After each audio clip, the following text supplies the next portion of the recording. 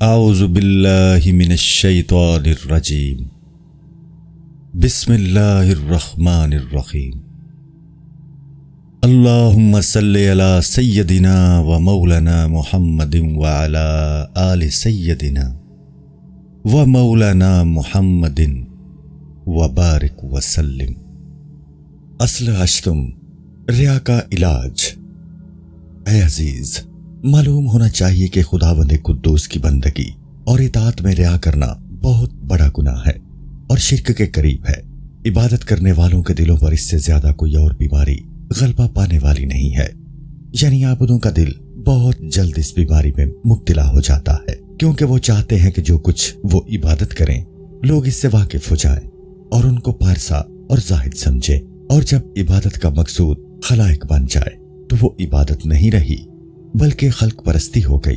اسی طرح اگر خالق کی عبادت کے ساتھ مخلوق کی خوشنودی بھی مقصود بن جائے تو یہ شرک ہے، گویا خداوند کریم کی عبادت میں دوسرے کو شریک بنا لیا۔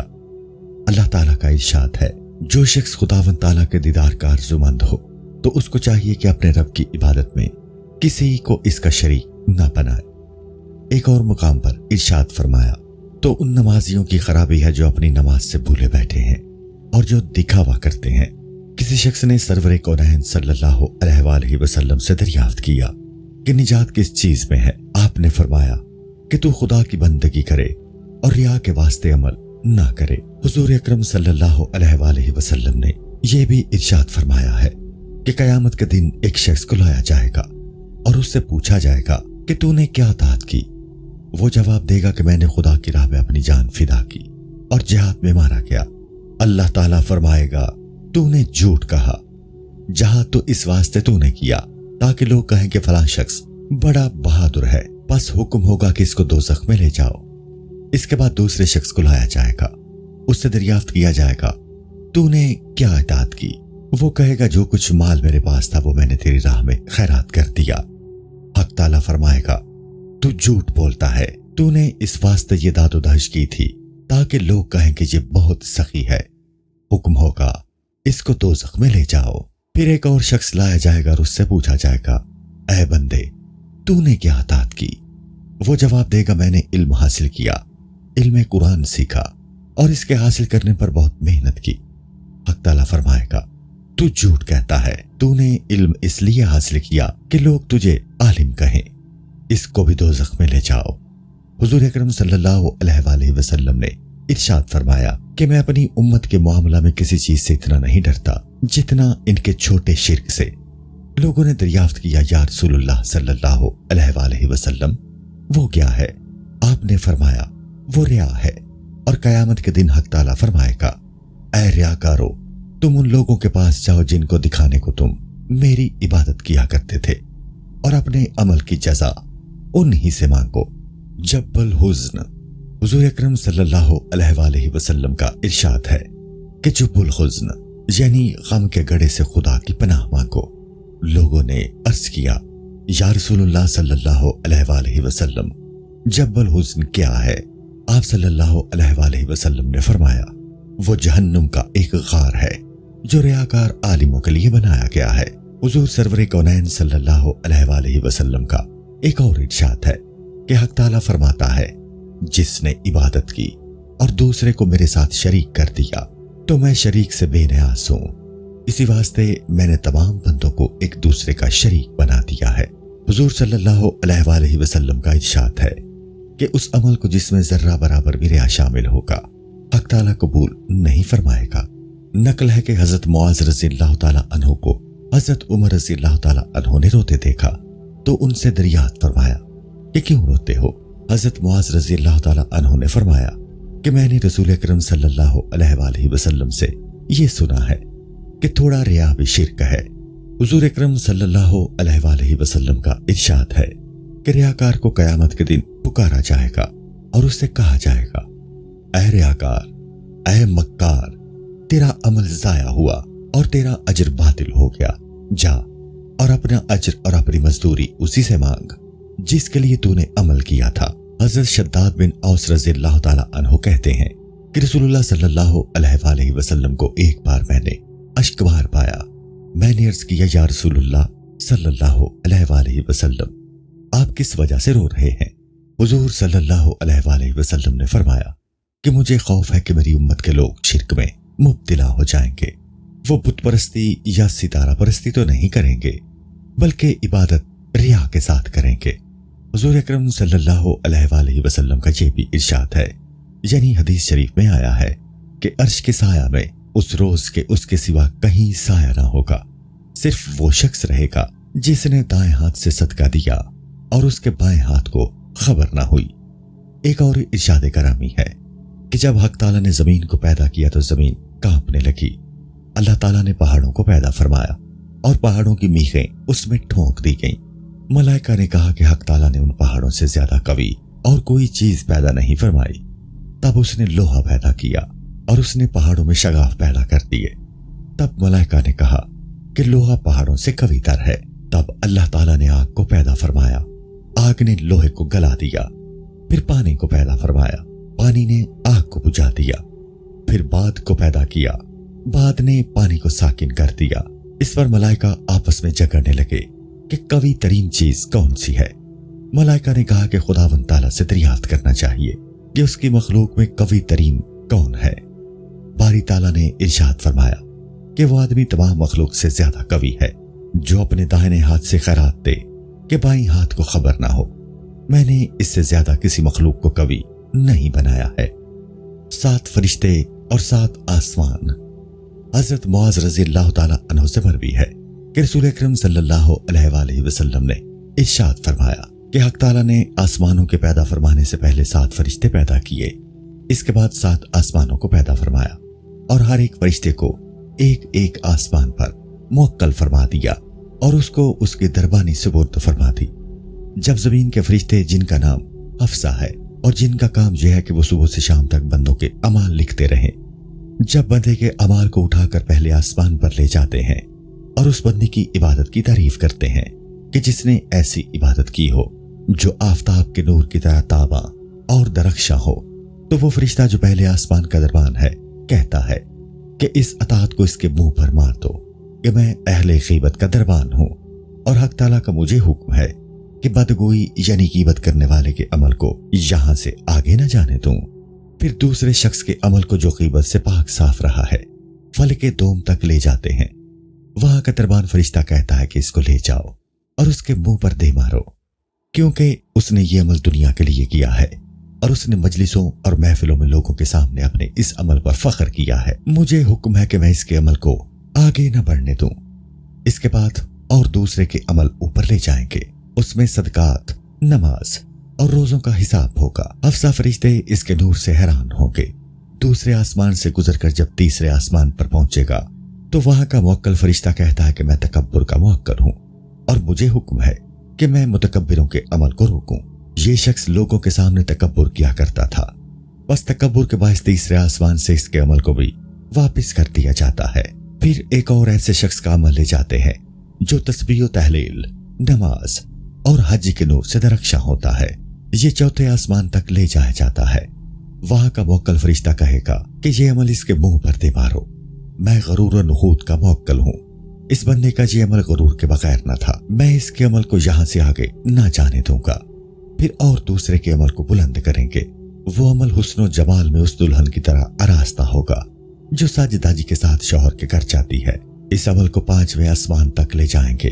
वहां का मुवक्कल फरिश्ता कहेगा, इस शख्स के अमल को इसके कहने पर मारो और इसकी गर्दन पर डाल दो कि मैं हसद का मुवक्कल हूं। जो कोई इल्मो अमल में इस शख्स के दर्जा तक पहुंचता था, ये इस पर हसद करता और उसको बयान करता था और मुझे हुक्म है कि हासिदों के अमल को आगे न जाने दूं। अब एक और दूसरे शख्स के अमल को उठाया जाएगा, उसमें भी नमाज, रोजा, हज, उम्रा वगैरह दर्ज होगा। उसको 6ठे आसमान तक ले जाया जाएगा। वहां का मुवक्कल फरिश्ता कहेगा कि ये अमल इसके मुंह पर मारो, क्योंकि ये शख्स किसी गरीब आफत रसीदा पर रहम नहीं करता था बल्कि शाद होता था। मैं फरिश्ता रहमत हूं, मुझे हुक्म है कि मैं बेरहम संग दिल के अमल को यहां से आगे न जाने दूं। फिर एक शख्स के अमल को उठाया जाएगा और उसको 7वें आसमान तक ले जाएंगे। नमाज, रोजा, नफका, जिहाद के सबब से उसकी रोशनी आफताब के नूर की मानिंद होगी और उसकी बुजुर्गी का शोर आसमानों पर हर तरफ बरपा होगा। 3000 فرشتے اس کے ساتھ چلیں گے اور 7ویں آسمان تک فرشتے، کسی کو طاقت نہیں ہوگی کہ اس کو روکیں۔ جب یہ 7ویں آسمان پر پہنچے گا تو وہاں کا فرشتہ اس عمل کو روک کر کہے گا، اس کو صاحب عملی کے منہ پر مارو اور اس کے دل پر قفل لگا دو، کیونکہ اس نے یہ عمل خالصاً للہ نہیں کیا تھا، بلکہ ان اعمال سے اس کا مقصد یہ تھا کہ علماء کے نزدیک نام و نشان اور جاہ و حشم پیدا کرے اور سارے جہاں میں اس کی شہرت ہو۔ مجھے حکم ہے کہ اس کے عمل کو آگے نہ جانے دوں، کہ جو عمل خالصاً للہ نہ ہو وہ ریا ہے، اور خداوند تعالیٰ ریا کے عمل یعنی عمل ریائی کو قبول نہیں فرماتا۔ اس کے بعد ایک اور شخص کے عمل کو لے جائیں گے، وہ 7ویں آسمان سے گزر جائے گا، اس میں تمام نیک اخلاق ہوں گے، ذکر و تسبیح اور ہر قسم کی عبادات ہوں گی۔ تمام آسمانوں کے فرشتے اس عمل کے جلوں میں چلیں گے یہاں تک کہ وہ بارگاہ الہی تک پہنچ جائے گا، اور سب فرشتے گواہی دیں گے کہ یہ عمل پاک اور با اخلاص ہے۔ اس وقت خداوند تعالیٰ ارشاد فرمائے گا، اے فرشتو، تم اس کے عمل کے نگہبان تھے اور میں اس کے دل کا نگہبان ہوں۔ اس نے یہ عمل میرے واسطے نہیں کیا، اس کے دل میں نیت کچھ اور ہی تھی، اس پر میری لعنت ہو۔ تب وہ تمام ملائکہ کہیں گے، الہی اس پر تیری لعنت ہی ہو اور سب کی لعنت بھی اس پر ہو۔ اس وقت تمام آسمان اور تمام ملائکہ اس پر لعنت کریں گے۔ اس قسم کی بہت سی احادیث ریا کے بارے میں وارد ہوئی ہیں، ان میں سے یہ چند ہم نے بیان کر دی۔ ریا کے بارے میں صحابہ کرام رضی اللہ عنہم کے اقوال۔ حضرت عمر رضی اللہ تعالیٰ عنہ نے ایک شخص کو دیکھا کہ اپنا سر نیچے کیے ہوئے ہے، یعنی یہ ظاہر کر رہا تھا کہ میں پارسا ہوں۔ حضرت عمر رضی اللہ تعالیٰ عنہ نے اس سے فرمایا، اے گردن کج کرنے والے، گردن سیدھی کر۔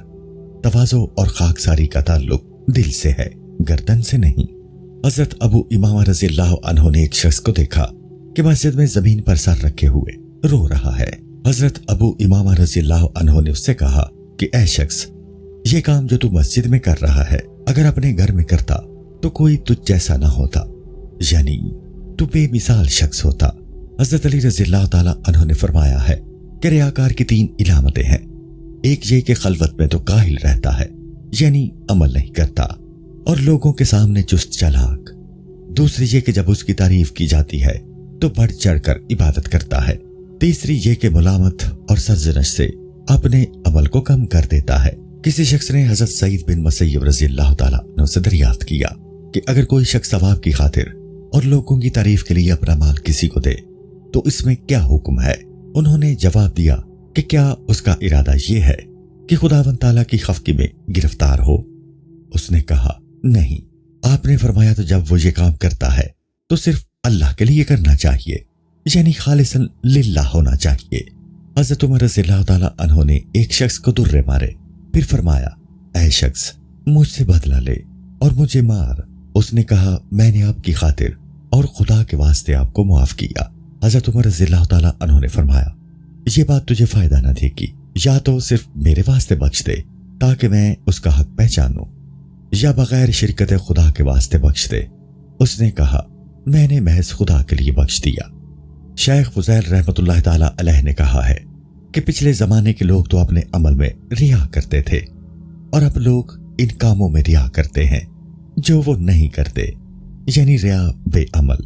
حضرت قتادہ رضی اللہ تعالیٰ عنہ کا ارشاد ہے کہ بندہ جب ریا کرتا ہے تو اللہ تعالیٰ فرماتا ہے کہ دیکھو میرا بندہ مجھ سے کس طرح استہزاء کر رہا ہے، وہ کام جن میں لوگ ریا کرتے ہیں۔ اے عزیز، معلوم ہونا چاہیے کہ ریا کے معنی یہ ہیں کہ انسان اپنے آپ کو لوگوں کے سامنے پارسا ظاہر کرے تاکہ وہ لوگ اس کی عزت کریں اور ان کے دلوں میں اس کی جگہ پیدا ہو اور اس کو نیک مرد سمجھے۔ اور یہ اس طرح سے ہوتی ہے کہ دین میں جو کام پارسائی اور بزرگی کے ہیں ان کو مخلوق کے سامنے کرے، اور یہ 5 صورتوں میں واقع ہوتا ہے، یعنی اس کی 5 قسمیں ہیں۔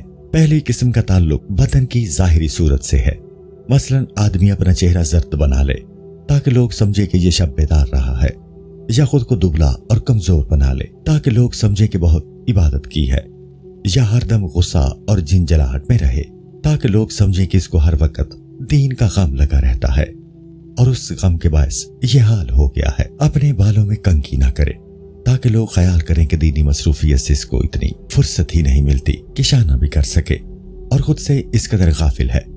بات کرتا ہے تو بہت آہستہ سے کرتا ہے، بلند آواز سے نہیں بولتا، تاکہ لوگ سمجھے کہ مرد با تمکین اور سنجیدہ ہے۔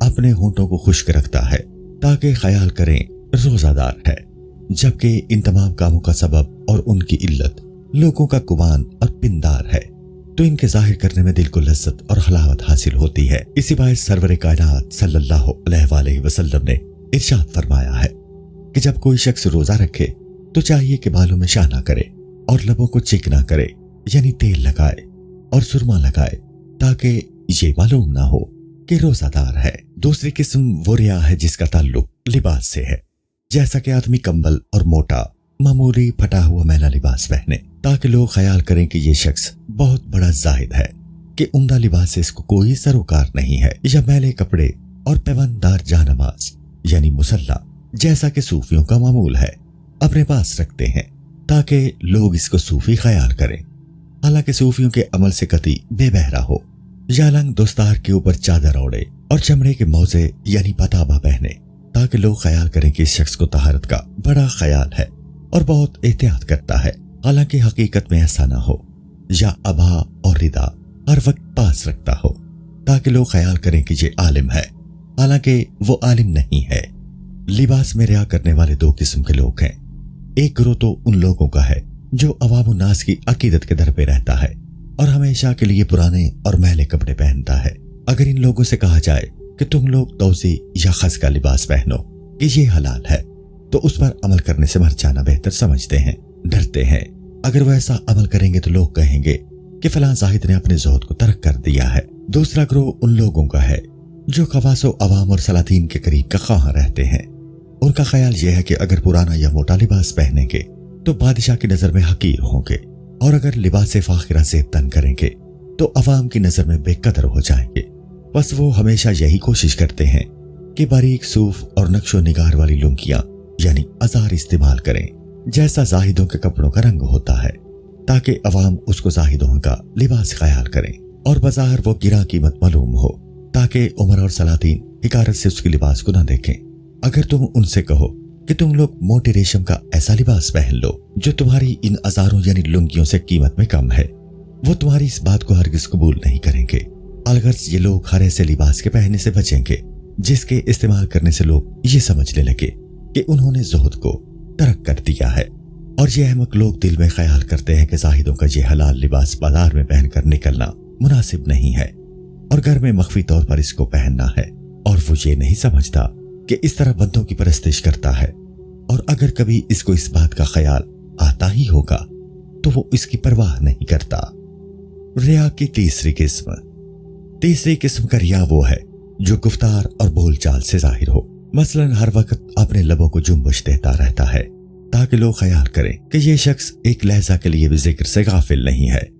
ممکن ہے کہ وہ ذکر کرتا بھی ہو لیکن دل میں ذکر کرنے اور لبوں کو جنبش نہ دینے پر راضی اور تیار نہیں ہوتا، کیونکہ سمجھتا ہے کہ اگر وہ لب نہیں ہلائے گا اور صرف دل میں ذکر کرے گا تو لوگوں کو اس کے معروف ذکر ہونے پر آگاہی نہیں ہوگی، اور جس طرح وہ لوگوں کے سامنے اجتناب کرتا ہے اس طرح خلوت اور تنہائی میں نہیں کرتا، یا اس نے صوفیوں کی باتیں سیکھ لی ہیں اور ان کو بیان کرتا رہتا ہے تاکہ لوگ سمجھیں کہ علم تصوف میں بڑا کامل ہے، یا ہر وقت سر کو ہلاتا اور جھکاتا رہتا ہے تاکہ لوگ سمجھیں کہ حالت وجد میں ہے، یا ہر وقت آہیں بھرتا رہتا ہے، اداس اور غمگین رہتا ہے تاکہ لوگ سمجھیں کہ دین اسلام کا غم کھا رہا ہے، یا بہت سی احادیث اور حکایات صحابہ رضی اللہ عنہم سیکھ لی ہیں اور ان کا بیان کرتا ہے تاکہ لوگ خیال کریں کہ بہت بڑا عالم ہے اور اس نے بہت سے شیوخ زمانہ کو دیکھا ہوگا اور بہت سیر و سیاحت کی ہوگی۔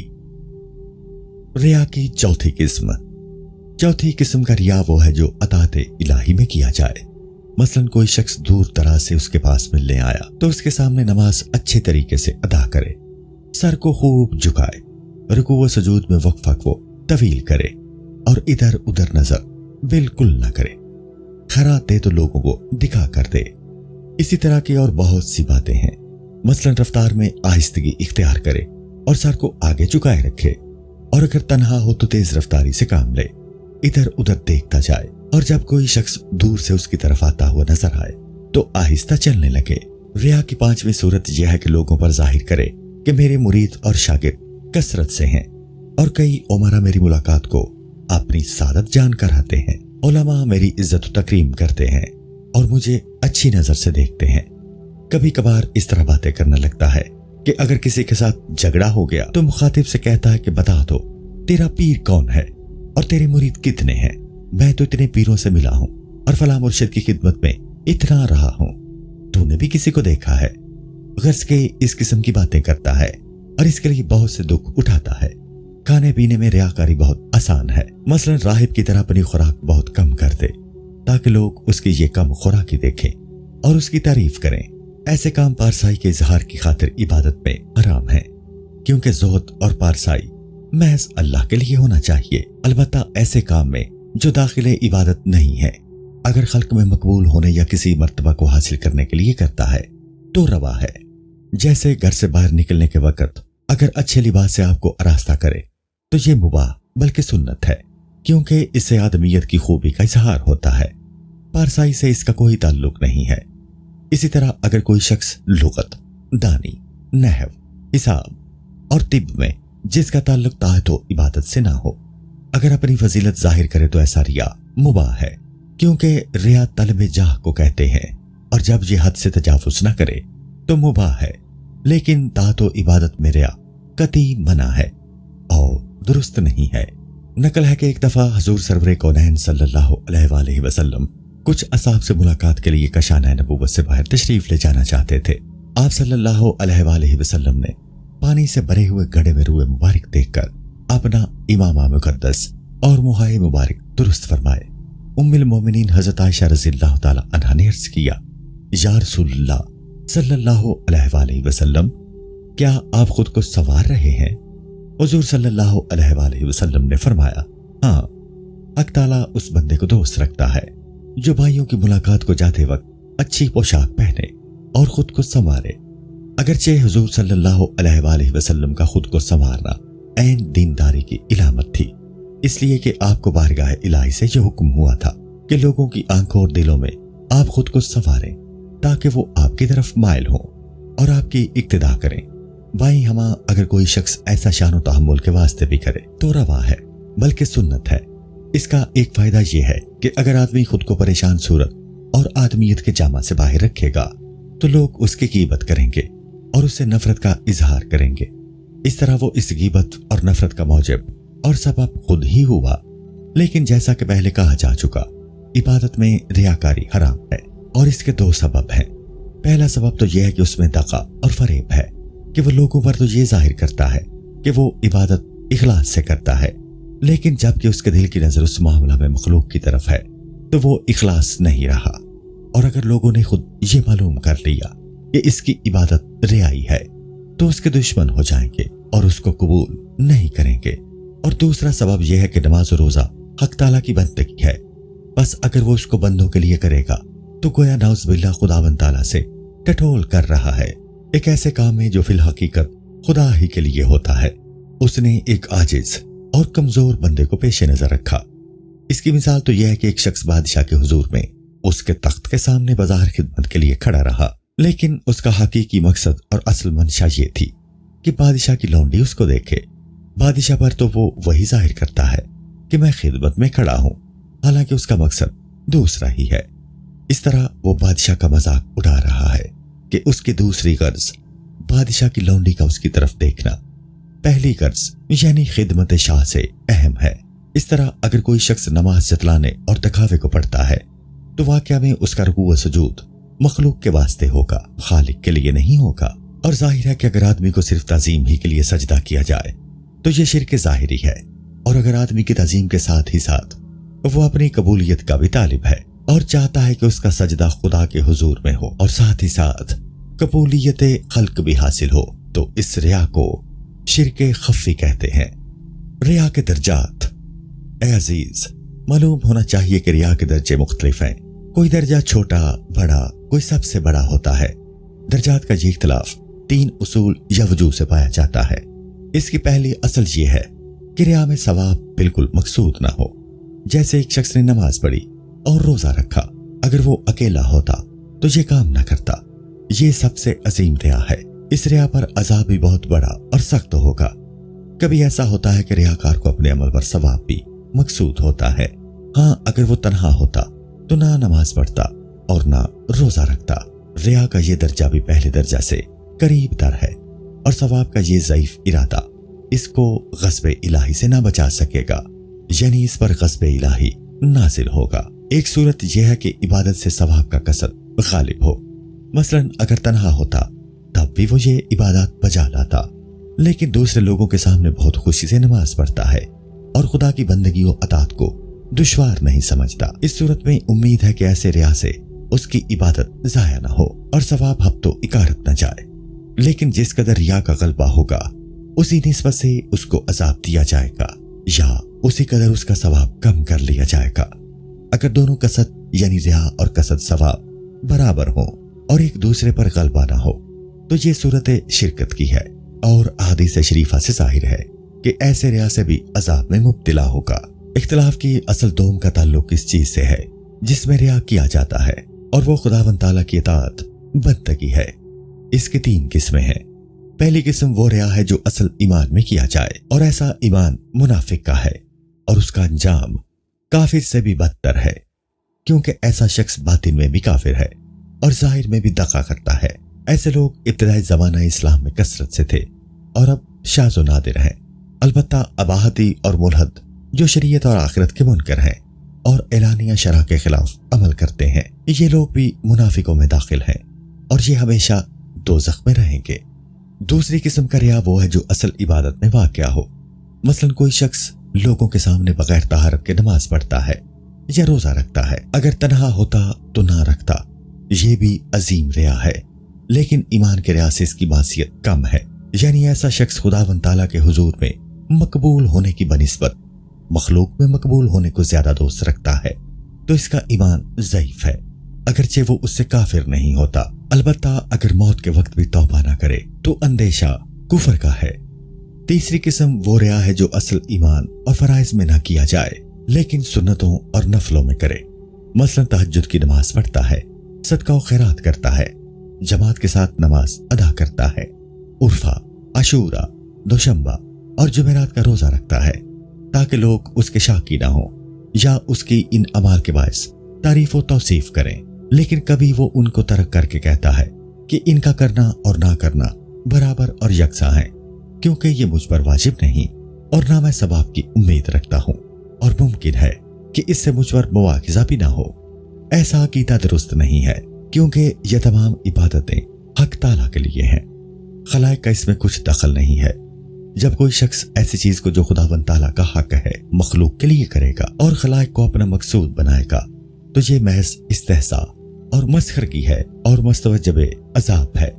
اگرچہ فرائض میں ریا کرنے کی بنسبت اس میں عذاب کم ہے، اور سنتوں میں جو عبادت ہی کی صفتیں ہیں از قسمیں عبادت ہیں، ریا کرنا اسی قبیل سے ہے۔ مثلا جب وہ دیکھتا ہے کہ اس کی عبادت کو کوئی دیکھ رہا ہے تو رکوع و سجود کو اعتدال سے بجا لاتا ہے، ادھر ادھر نظر نہیں کرتا، قرات طویل کرتا ہے، جماعت میں شریک ہوتا ہے، منفرد نماز ادا کرتا، جماعت میں پہلی صف میں بیٹھتا ہے، زکوٰۃ میں اپنا بہترین مال صرف کرتا ہے، اور روزے میں زبان پر قابو رکھتا ہے، بےہودہ گوئی سے بچتا ہے۔ ان تمام امور کو محض مخلوق کے دکھاوے کے لیے بجا لاتا ہے۔ یہ تمام باتیں ریا ہی میں داخل ہیں۔ اصل سوم تیسری اصل کا تعلق ریا کے مقصد میں اختلاف سے ہے، کیونکہ ریا بغیر کسی مقصد کے نہیں ہوتا، اس کی کچھ نہ کچھ غرض و غایت ہوتی ہے۔ اس کے بھی 3 درجے ہیں۔ پہلا درجہ یہ ہے کہ ریا کا مقصد ایسے مرتبہ اور جہاں کا حصول ہو جو اس کو ایک فسق اور معصیت تک پہنچانے کا ذریعہ بن جائے۔ اس کی مثال یہ ہے کہ اپنی ایمانت داری اور پرہیزگاری ثابت کرے اور شبہ کی چیزوں سے بھی اعتراض کا اظہار کرے، اور ان باتوں سے مقصد یہ ہو کہ اس کو بڑا دیانتدار سمجھ کر مال وقف کا انتظام، قضاء کی خدمت یعنی قاضی کا عہدہ، اجرائے وصیت اور یتیم کے مال کی نگہداشت اس کے سپرد کر دی جائے، تاکہ ان کاموں میں خیانت کا امکان نہ رہے، یا حکومت کی طرف سے یا نجی طور پر زکوٰۃ اور خیرات کا مال اس کے سپرد کر دیا جائے کہ وہ اپنی نگرانی میں اس کے حقداروں کو پہنچا دے، یا حج کے سفر میں بطور زادہ راہ درویشوں اور ضرورت مندوں کو دے دے۔ یا خانقاہ میں درویشوں اور فقیروں کی خدمت میں خرچ کرتا ہے، یا اس مال سے سرائے اور مسجد کی تعمیر کرا دے۔ ایک صورت یہ ہوتی ہے کہ ریاکار مجلس منعقد کرتا ہے اور خود کو پارسا ظاہر کرتا ہے اور کسی عورت کو تاکتا ہے اور چاہتا ہے کہ وہ عورت اس کی پارسائی سے مرعوب ہو کر اس کی طرف مائل ہو جائے تاکہ اس کے پاس آنا جانا شروع کر دے۔ اگر وہ خود مجلس منعقد نہیں کرتا تو آپ ایسی محفل یا مجلس میں اس ارادے سے جاتا ہے کہ کسی عورت کو تاکے یا کسی خوبصورت لونڈے یعنی مرد کو دیکھے۔ یہ تمام ارادے معصیت ہیں، کیونکہ اس نے خداوند تعالیٰ کی عبادت کا ہیلا تراش کر کے معصیت کا پہلو تلاش کیا۔ اور یہی حال اس شخص کا ہے جس پر مال میں خیانت کرنے یا عورت کی طرف مائل ہونے کی تہمت ہو، اور وہ اس تہمت اور بہتان سے برات کے لیے اپنا مال خیرات کرے اور اپنے زہد کا اظہار کرے، تاکہ لوگ کہیں کہ صاحب جو شخص اپنا مال اس طرح خیرات کرتا ہو وہ دوسروں کے مال پر کیا نظر ڈالے گا۔ دوسرا درجہ یہ ہے کہ اس کا مقصود کوئی فعل مباح ہو، مثلا ایک واعظ جو خود کو پارسا ظاہر کرتا ہے اور اس کا مقصود یہ ہے کہ لوگ اس کو مال پیش کریں، یا کوئی عورت اس سے نکاح کی رغبت کرے، لیکن ایسا شخص بھی عطاب الہی سے محفوظ نہیں رہے گا۔ اگرچہ پہلا درجہ کی بنسبت اس کی معصیت کم ہے، لیکن عذاب ضرور ہوگا کہ اس نے بھی خداوند تعالیٰ کی اطاعت کرنے کے بہانے سے دنیاوی متاع کی خواہش کی، حالانکہ طاعت و بندگی بارگاہ الہی سے تقرب حاصل کرنے کے لیے ہوا کرتی ہے، لیکن اس شخص نے سعادت اخروی کو دنیا طلبی کا وسیلہ بنایا، تو اس طرح اس نے عبادت و طاعت میں بڑی خیانت کی۔ تیسرا درجہ یہ ہے کہ اس کو کسی چیز کی خواہش نہ ہو، یعنی طاعت و بندگی سے کوئی غرض دنیاوی وابستہ نہ ہو، لیکن اس بات سے بچتا ہو کہ اس سے کوئی ایسا عمل سرزد نہ ہو جس سے اس کی عزت و حرمت پر کوئی حرف نہ آئے، یعنی عزت و حرمت کا تحفظ پیش نظر ہو، جس طرح ہم زہاد اور صلحاء کو دیکھتے ہیں کہ وہ اس کا ہر دم خیال رکھتے ہیں۔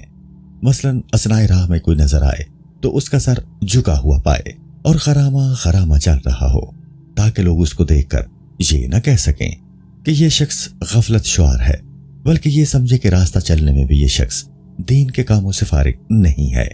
یا اگر اس کو ہنسی آ جائے تو اپنی ہنسی کو روک لے تاکہ لوگ اس کو ہنسوڑ اور ٹھٹے باز نہ سمجھیں، یا وہ محض اس خیال سے خوش طبعی سے الگ رہتا ہے کہ لوگ اس کو خوش طبع اور ظریف نہ کہنے لگیں، یا ہر وقت سرد آہیں بھرتا ہے اور استغفار کرتا رہتا ہے اور اس طرح کہتا ہے اللہ اللہ۔ انسان کس طرح غفلت میں گرفتار ہے، ایک مہم ہمارے سامنے ہے، اس کو دیکھتے ہوئے اس کی غفلت پر تعجب ہے۔ اللہ تعالیٰ اس کے دل کے راز سے آگاہ ہے کہ وہ لوگوں کے سامنے تو اس طرح تقریر کرتا ہے، لیکن اگر وہ تنہا ہوتا ہے تو اس طرح کبھی بھی استغفار نہ کرتا اور اس طرح دل سوزی کی باتیں نہ کرتا، یا جب اس کے سامنے کسی کی غیبت کی جاتی ہے تو وہ کہتا ہے آدمی کو چاہیے کہ اپنا ضروری کام کرے اور اپنے عیب کو دیکھے، اور اس کا یہ قول محض اس وجہ سے ہوتا ہے کہ اس کو لوگ غیبت سے بیزار جانے، یا اس کے سامنے کچھ لوگ تراویح یا تہجد کی نماز پڑھ رہے ہیں، یا بعض لوگ دوشنبہ یا جمعرات کا روزہ رکھتے ہیں۔ اب اگر یہ ایسا نہیں کرتا ہے تو لوگ اس کی اس بات کو سستی اور ذوف عبادت پر محمول کریں گے، اس لیے وہ بھی اس نماز اور روزے میں شریک ہو جاتا ہے۔ یا وہ عرفہ یا عاشورہ کے دن روزہ تو نہیں رکھتا، لیکن پیاس کے باوجود پانی نہیں پیتا تاکہ لوگ اس کو بھی روزہ دار سمجھے، یا اس کے روزہ نہ رکھنے پر واقف نہ ہو سکیں، یا جب اس سے کہا جائے کہ کھانا کھائے تو جواب میں کہے کہ مجھے ایک عذر ہے، یعنی روزہ دار ہوں، جبکہ حقیقت میں ایسا نہیں ہے۔ ایسی حرکت کر کے اس نے دو برائیوں کو جمع کیا ہے، ایک تو نفاق کیونکہ وہ خود روزہ دار نہیں، دوسرے صاف گوئی سے بچ رہا ہے، صاف صاف یہ نہیں کہتا کہ میں روزہ دار ہوں، اور اپنی عبادت کو میں ظاہر کرنا نہیں چاہتا کیونکہ اس نے یہ کہا کہ مجھے ایک عذر ہے، یہ نہیں کہا کہ میں روزے سے ہوں، اور مقصد یہ ہے کہ خود کو مخلص ظاہر کرے۔ کبھی کبھار ایسا بھی ہوتا ہے کہ پیاس سے بیتاب ہو کر اس نے پانی پی لیا، لیکن اپنی مشیخت اور بزرگی کے تحفظ کے لیے لوگوں سے کہا کہ کل میں بیمار تھا اس لیے آج روزہ نہیں رکھا، یا فلاں شخص نے میرا روزہ کھلوا دیا، اور لفظ فی الحال استعمال نہیں کیا محض اس اندیشہ سے کہ لوگ اس کو ریا سمجھیں گے۔ کبھی ایسا بھی ہوتا ہے کہ کچھ دیر کے بعد اثناء گفتگو میں کہتا ہے کہ ماں کا دل بہت نرم ہوتا ہے، وہ سمجھتی ہیں کہ اگر بیٹے نے نفلی روزہ رکھ لیا تو مر جائے گا، یعنی میں نے محض والدہ کی خاطر سے روزہ نہیں رکھا۔ یا اس طرح کہتا ہے کہ جب لوگ روزہ رکھتے ہیں تو رات کو جلد سو جاتے ہیں اور ان سے شب بیداری نہیں ہوتی، یعنی میں روزہ رکھتا بھی ہوں اور شب بیداری بھی کرتا ہوں۔ غرض کہ ریا کی اس نجاست کے سبب سے جو اس کے دل میں موجود ہے، شیطان اس کی زبان سے ایسی باتیں کہلواتا ہے، اور افسوس کہ ایسا کاری جاہل اس بات سے بے خبر ہے کہ اس طرح وہ آپ اپنی جڑ کو اکھیڑ رہا ہے اور اپنی عبادت کو تباہ و برباد کر رہا ہے۔ اور یہ بات کچھ زیادہ مشکل نہیں کہ بعض ریاکار تو چیونٹی کی چال کی آواز سے زیادہ پوشیدہ اور مخفی رہتے ہیں۔ بڑے بڑے ہوشیار اور ہوش مند علماء ریا کی اس چال کو نہیں پہچان سکتے، تو پھر نادان اور احمق عابدوں کا کیا مقدور ہے کہ اس کو پہچان سکیں؟ وہ ریا جو چیونٹی کی چال سے بھی زیادہ مخفی ہے۔ اے عزیز، معلوم ہونا چاہیے کہ بعض ریا تو ظاہر ہیں، مثلا ایک شخص تہجد کی نماز لوگوں کے سامنے پڑھتا ہے لیکن تنہائی میں نہیں پڑھتا، یہ ریا ظاہر ہے، مخفی نہیں ہے۔ البتہ اس سے مخفی وہ ریا ہے کہ ایک شخص نماز تہجد ادا کرنے کا عادی ہے، تنہائی میں پڑھتا ہے، لیکن جب کوئی شخص اس کے سامنے موجود ہوتا ہے تو پھر وہ اس کو بڑے ذوق و شوق سے اور خضوع و خشوع کے ساتھ ادا کرتا ہے، اور ادائیگی میں سستی بالکل سرزد نہیں ہوتی۔ یہ ریا بھی ظاہر ہے، چیونٹی کی رفتار کی طرح مخفی نہیں ہے، کیونکہ اس کو ہر ایک پہچان سکتا ہے۔ وہ ریا تو اس سے بھی زیادہ مخفی ہوتا ہے۔ اس کی ایک مثال پیش کی جاتی ہے کہ آدمی میں نہ نماز کا شوق افزوں ہو اور نہ اس میں کسی قسم کی کمی واقع ہوئی، ہر شب نماز پڑھتا ہے اور فی الحال ریا کی کچھ علامت اس میں ظاہر نہیں ہوتی، لیکن اس کے دل کے اندر ریا بالکل اسی طرح موجود ہے جس طرح آگ لوہے میں چھپی رہتی ہے۔ اس کی تاثیر اس وقت ظاہر ہوتی ہے کہ جب لوگوں پر اس کی تہجد گزاری ظاہر ہو اور وہ لوگ کہیں کہ یہ شخص تہجد گزار ہے، اس وقت دل کو خوشی اور انبساط حاصل ہو۔ بس یہی خوشی اس بات کی دلیل ہے کہ اس کے باطن میں ریا چھپا ہوا ہے۔ اگر وہ اپنی طبیعت سے اس فرحت و انبساط کو رفع نہیں کرے گا تو اس بات کا ڈر ہے کہ ریا کی آگ بھڑک اٹھے، اور پھر در پردہ بھی وہ یہ چاہنے لگے کہ کوئی ایسی صورت کرے کہ لوگ اس کے اس نیک عمل سے واقف ہو جائیں۔ اگر صراحتاً اظہار نہ بھی کرے تو اشارتاً اور کنایتاً اس کا اظہار کرے، اور اگر کنایتاً بھی اظہار نہ کرے تو اپنی سجدج سے اس کا اظہار کرے اور اس کو بہت ہی خستہ حال دکھائے، تاکہ لوگ سمجھ لیں کہ یہ شخص رات بھر بیدار رہا ہے اور کبھی ریا اس سے بھی زیادہ مخفی ہوتا ہے۔ اور اس کی علامت یہ ہے کہ جب کوئی اس کے پاس آیا اور اس نے سلام تقدیم نہیں کی تو اس نے اپنے دل میں تعجب کیا کہ آنے والے نے سلام کرنے میں پہل کیوں نہیں کی، یا کوئی شخص اس کی تعظیم نہ کرے، یا اس کی خدمت خوشی خوشی بجا نہ لائے، یا خرید و فروخت میں اس کی خاطر ملحوظ نہ رکھے، یا بیٹھنے کے لیے اچھی جگہ پیش نہ کرے، تو اپنے دل میں متعجب ہو۔ یہ تعجب اس کے دل میں اسی پوشیدہ عبادت کی وجہ سے پیدا ہوا ہے کہ اس کو خیال ہوا کہ مجھ جیسے عابد شب زندہ دار کی تعظیم و تکریم کرنا چاہیے تھا، وطیب خاطر میری خدمت کرنا چاہیے تھی، اور خرید و فروخت میں میری زہد و بزرگی کا لحاظ رکھنا چاہیے تھا۔ اس سے معلوم ہوا کہ اس کا نفس اس مخفی عبادت کے باعث تعظیم و تکریم کا خواہاں ہے۔ بس جب تک اس شخص کے نزدیک اس مخفی عبادت کا ہونا یا نہ ہونا یکساں اور برابر نہ ہوگا، اس وقت تک اس کو سمجھنا چاہیے کہ ابھی تک اس کا باطن مخفی ریا سے خالی اور پاک نہیں ہوا ہے، کیونکہ دنیاوی معاملات میں اگر 1,00,000 دینار کی کسی چیز کے عوض اگر کسی کو 1,000 دینار دے دے تو ہرگز اس پر احسان نہیں جتائے گا کہ تیری 1,00,000 دینار کی چیز میں نے 1,000 دینار میں خرید لی، یہ میرا احسان ہے، اور نہ اسے کسی تعظیم و تکریم کی وہ آرزو کرے گا، اور تعظیم کرنا اور نہ کرنا اس کے نزدیک یکساں ہوگا۔ تو جب اس نے سعادت ابدی کے حصول کے لیے حق تعالیٰ کی بندگی کی ہے تو پھر وہ کسی مخلوق سے کیوں اپنی عزت و تعظیم کا خواہاں ہے اور امیدوار ہے؟ اگر وہ امید رکھتا ہے تو یہی وہ مخفی ریا ہے جس کا ہم نے ابتدا میں ذکر کیا ہے۔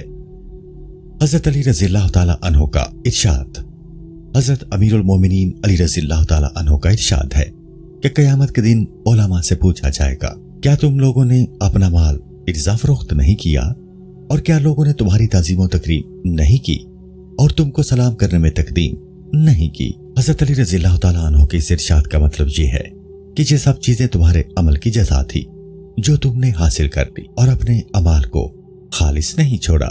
ایک بزرگ جو مخلوق سے بھاگ کر عبادت الہی میں مشغول رہتے تھے فرماتے ہیں کہ ہم فتنے سے بھاگے تو ہیں، لیکن اس بات کا خوف ہے کہ کہیں ہمارے کام یعنی عبادت میں خلل نہ واقع ہو۔ وہ اس طرح کہ جب ہم کسی کو دیکھتے ہیں تو ہمارے دل میں یہ خواہش پیدا ہوتی ہے کہ وہ شخص ہماری تعظیم کرے اور ہمارا حق بچا لائے، یہی وجہ ہے کہ بے ریا عبادت گزار حضرات اپنی عبادت کو ایسا چھپاتے تھے جس طرح اپنی تقصیر اور اپنی معصیت کو چھپاتے ہیں، کیونکہ یہ حضرات اس بات سے بخوبی واقف تھے اور جانتے تھے کہ قیامت میں وہی عبادت مقبول ہوگی جو ریا اور غرض کے دخل سے خالی ہو۔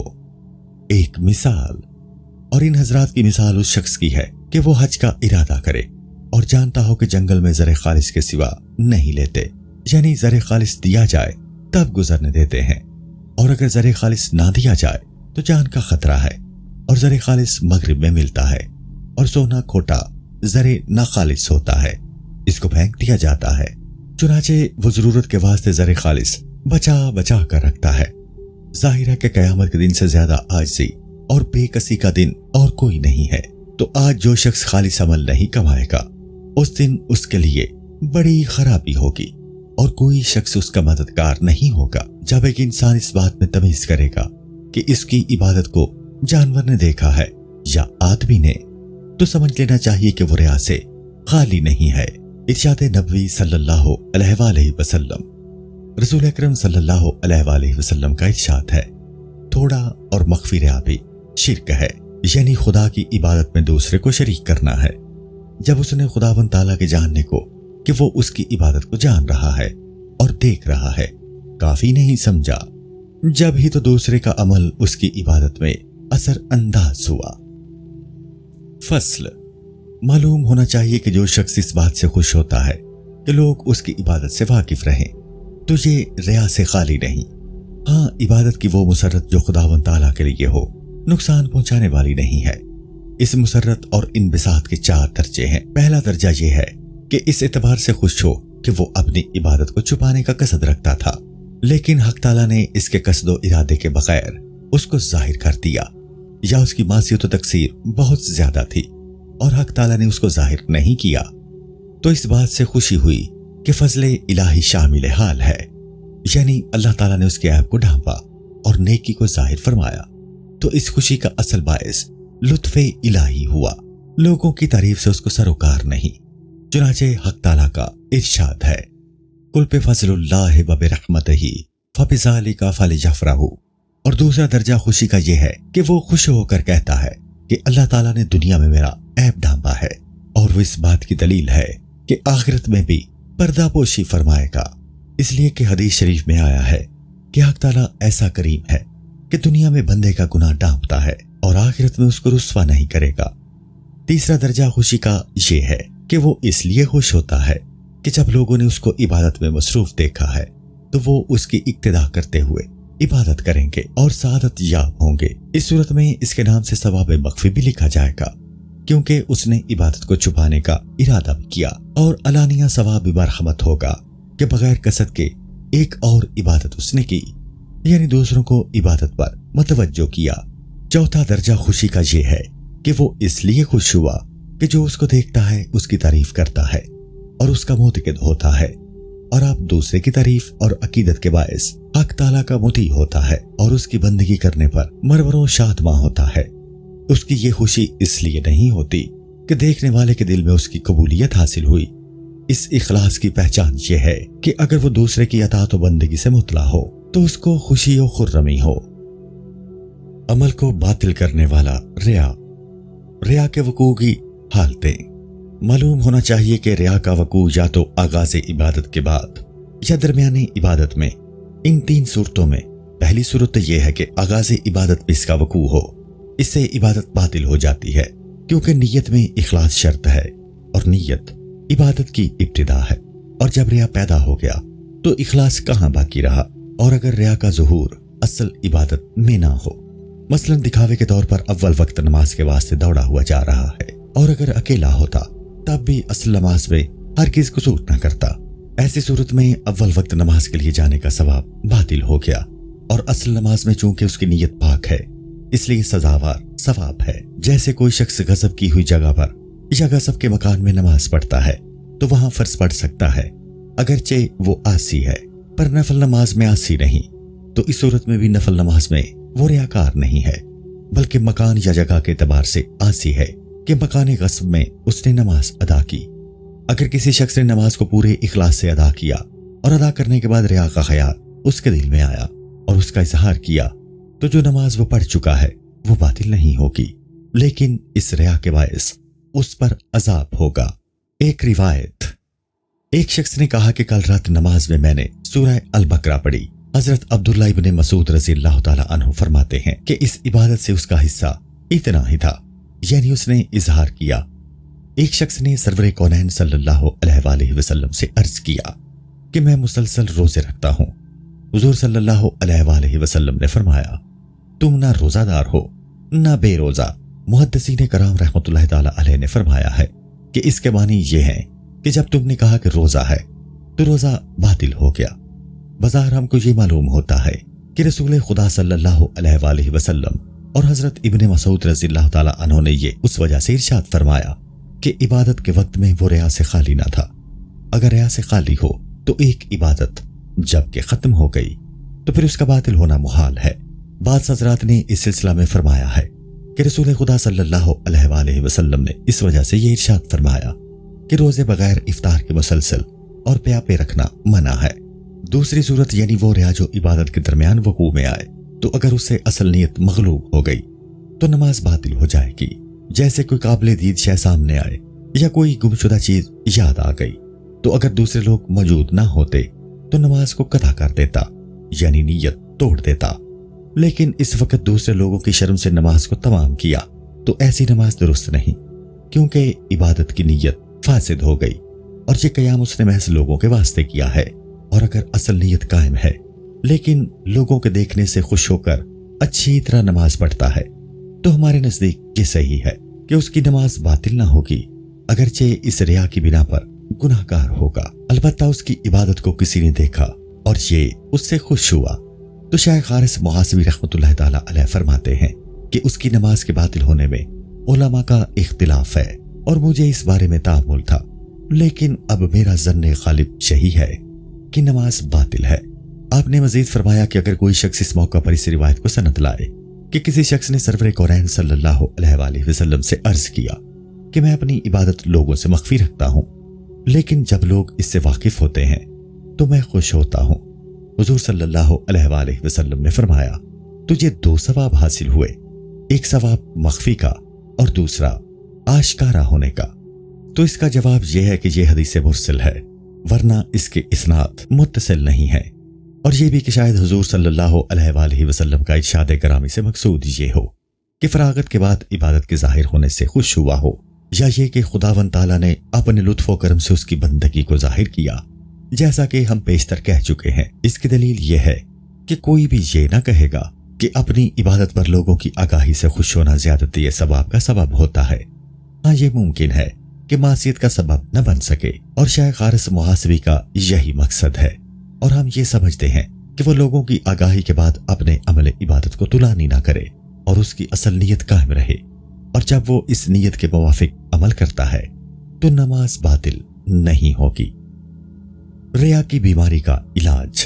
اے عزیز، معلوم ہونا چاہیے کہ ریا بڑی خطرناک بیماری ہے، اس کا علاج واجب ہے، اور اس کا علاج بڑی کوشش اور صحیح سے ہو سکتا ہے، کیونکہ جب مرض انسان کے دل میں جگہ کر لیتا ہے اور جگہ پکڑ لیتا ہے تو اس کا علاج دشوار ہو جاتا ہے۔ اس بیماری میں جو صعوبت اور شدت پیدا ہوتی ہے اس کا باعث یہ ہوتا ہے کہ آدمی بچپن سے لوگوں کو دیکھتا ہے کہ وہ ایک دوسرے سے ریاکاری کرتے ہیں اور خود کو ایک دوسرے کے سامنے بنا سنوار کر پیش کرتے ہیں، یعنی حقیقت کے خلاف، اور دوسرے لوگوں کے ساتھ اکثر ان کا رویہ ایسا ہی ہوتا ہے۔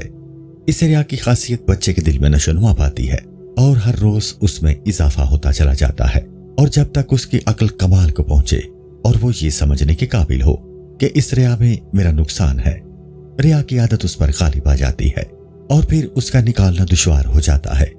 مشکل ہی سے کوئی شخص ایسا ہوگا جس کو یہ مرض لاحق نہ ہو، اس لیے تمام لوگوں پر اس کے علاج کی کوشش فرض عین ہے۔ ریا کا علاج 2 طرح سے ہوتا ہے۔ ریا کا علاج 2 طرح پر ہے، ایک تنقیح اور دوسرا تعدیل۔ تنقیح سے مراد مسحل ہے، یعنی اس مرض کے مادے کو باطن سے بالکل نکال پھینکے۔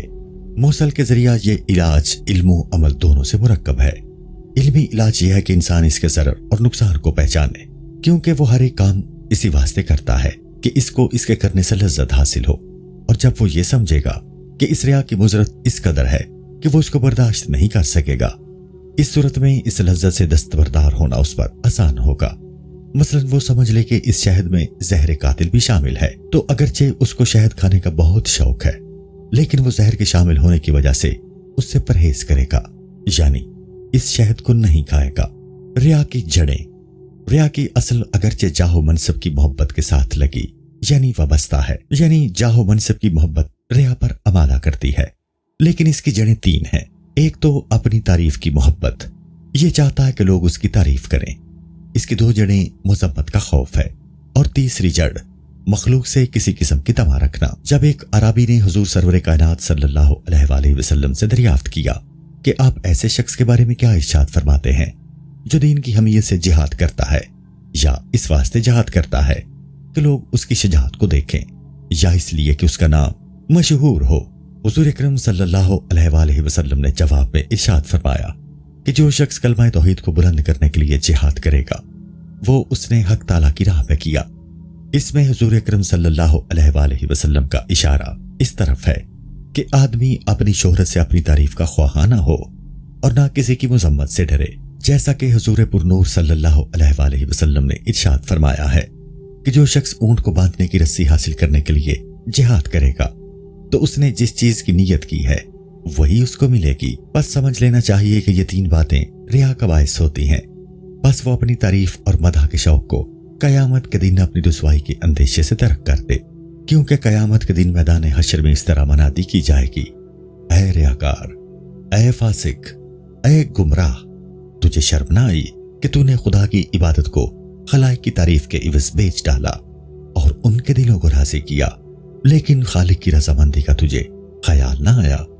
تو نے خلق کا مقرب بننے کے لیے خداوند تعالیٰ کی درگاہ سے دوری اختیار کی، تو نے قبولیت خلق کو قبولیت حق سے بہتر جانا، خلائق کی تعریف حاصل کرنے کے لیے تو اس پر راضی ہو گیا کہ حق تعالیٰ تیری مذمت فرمائے۔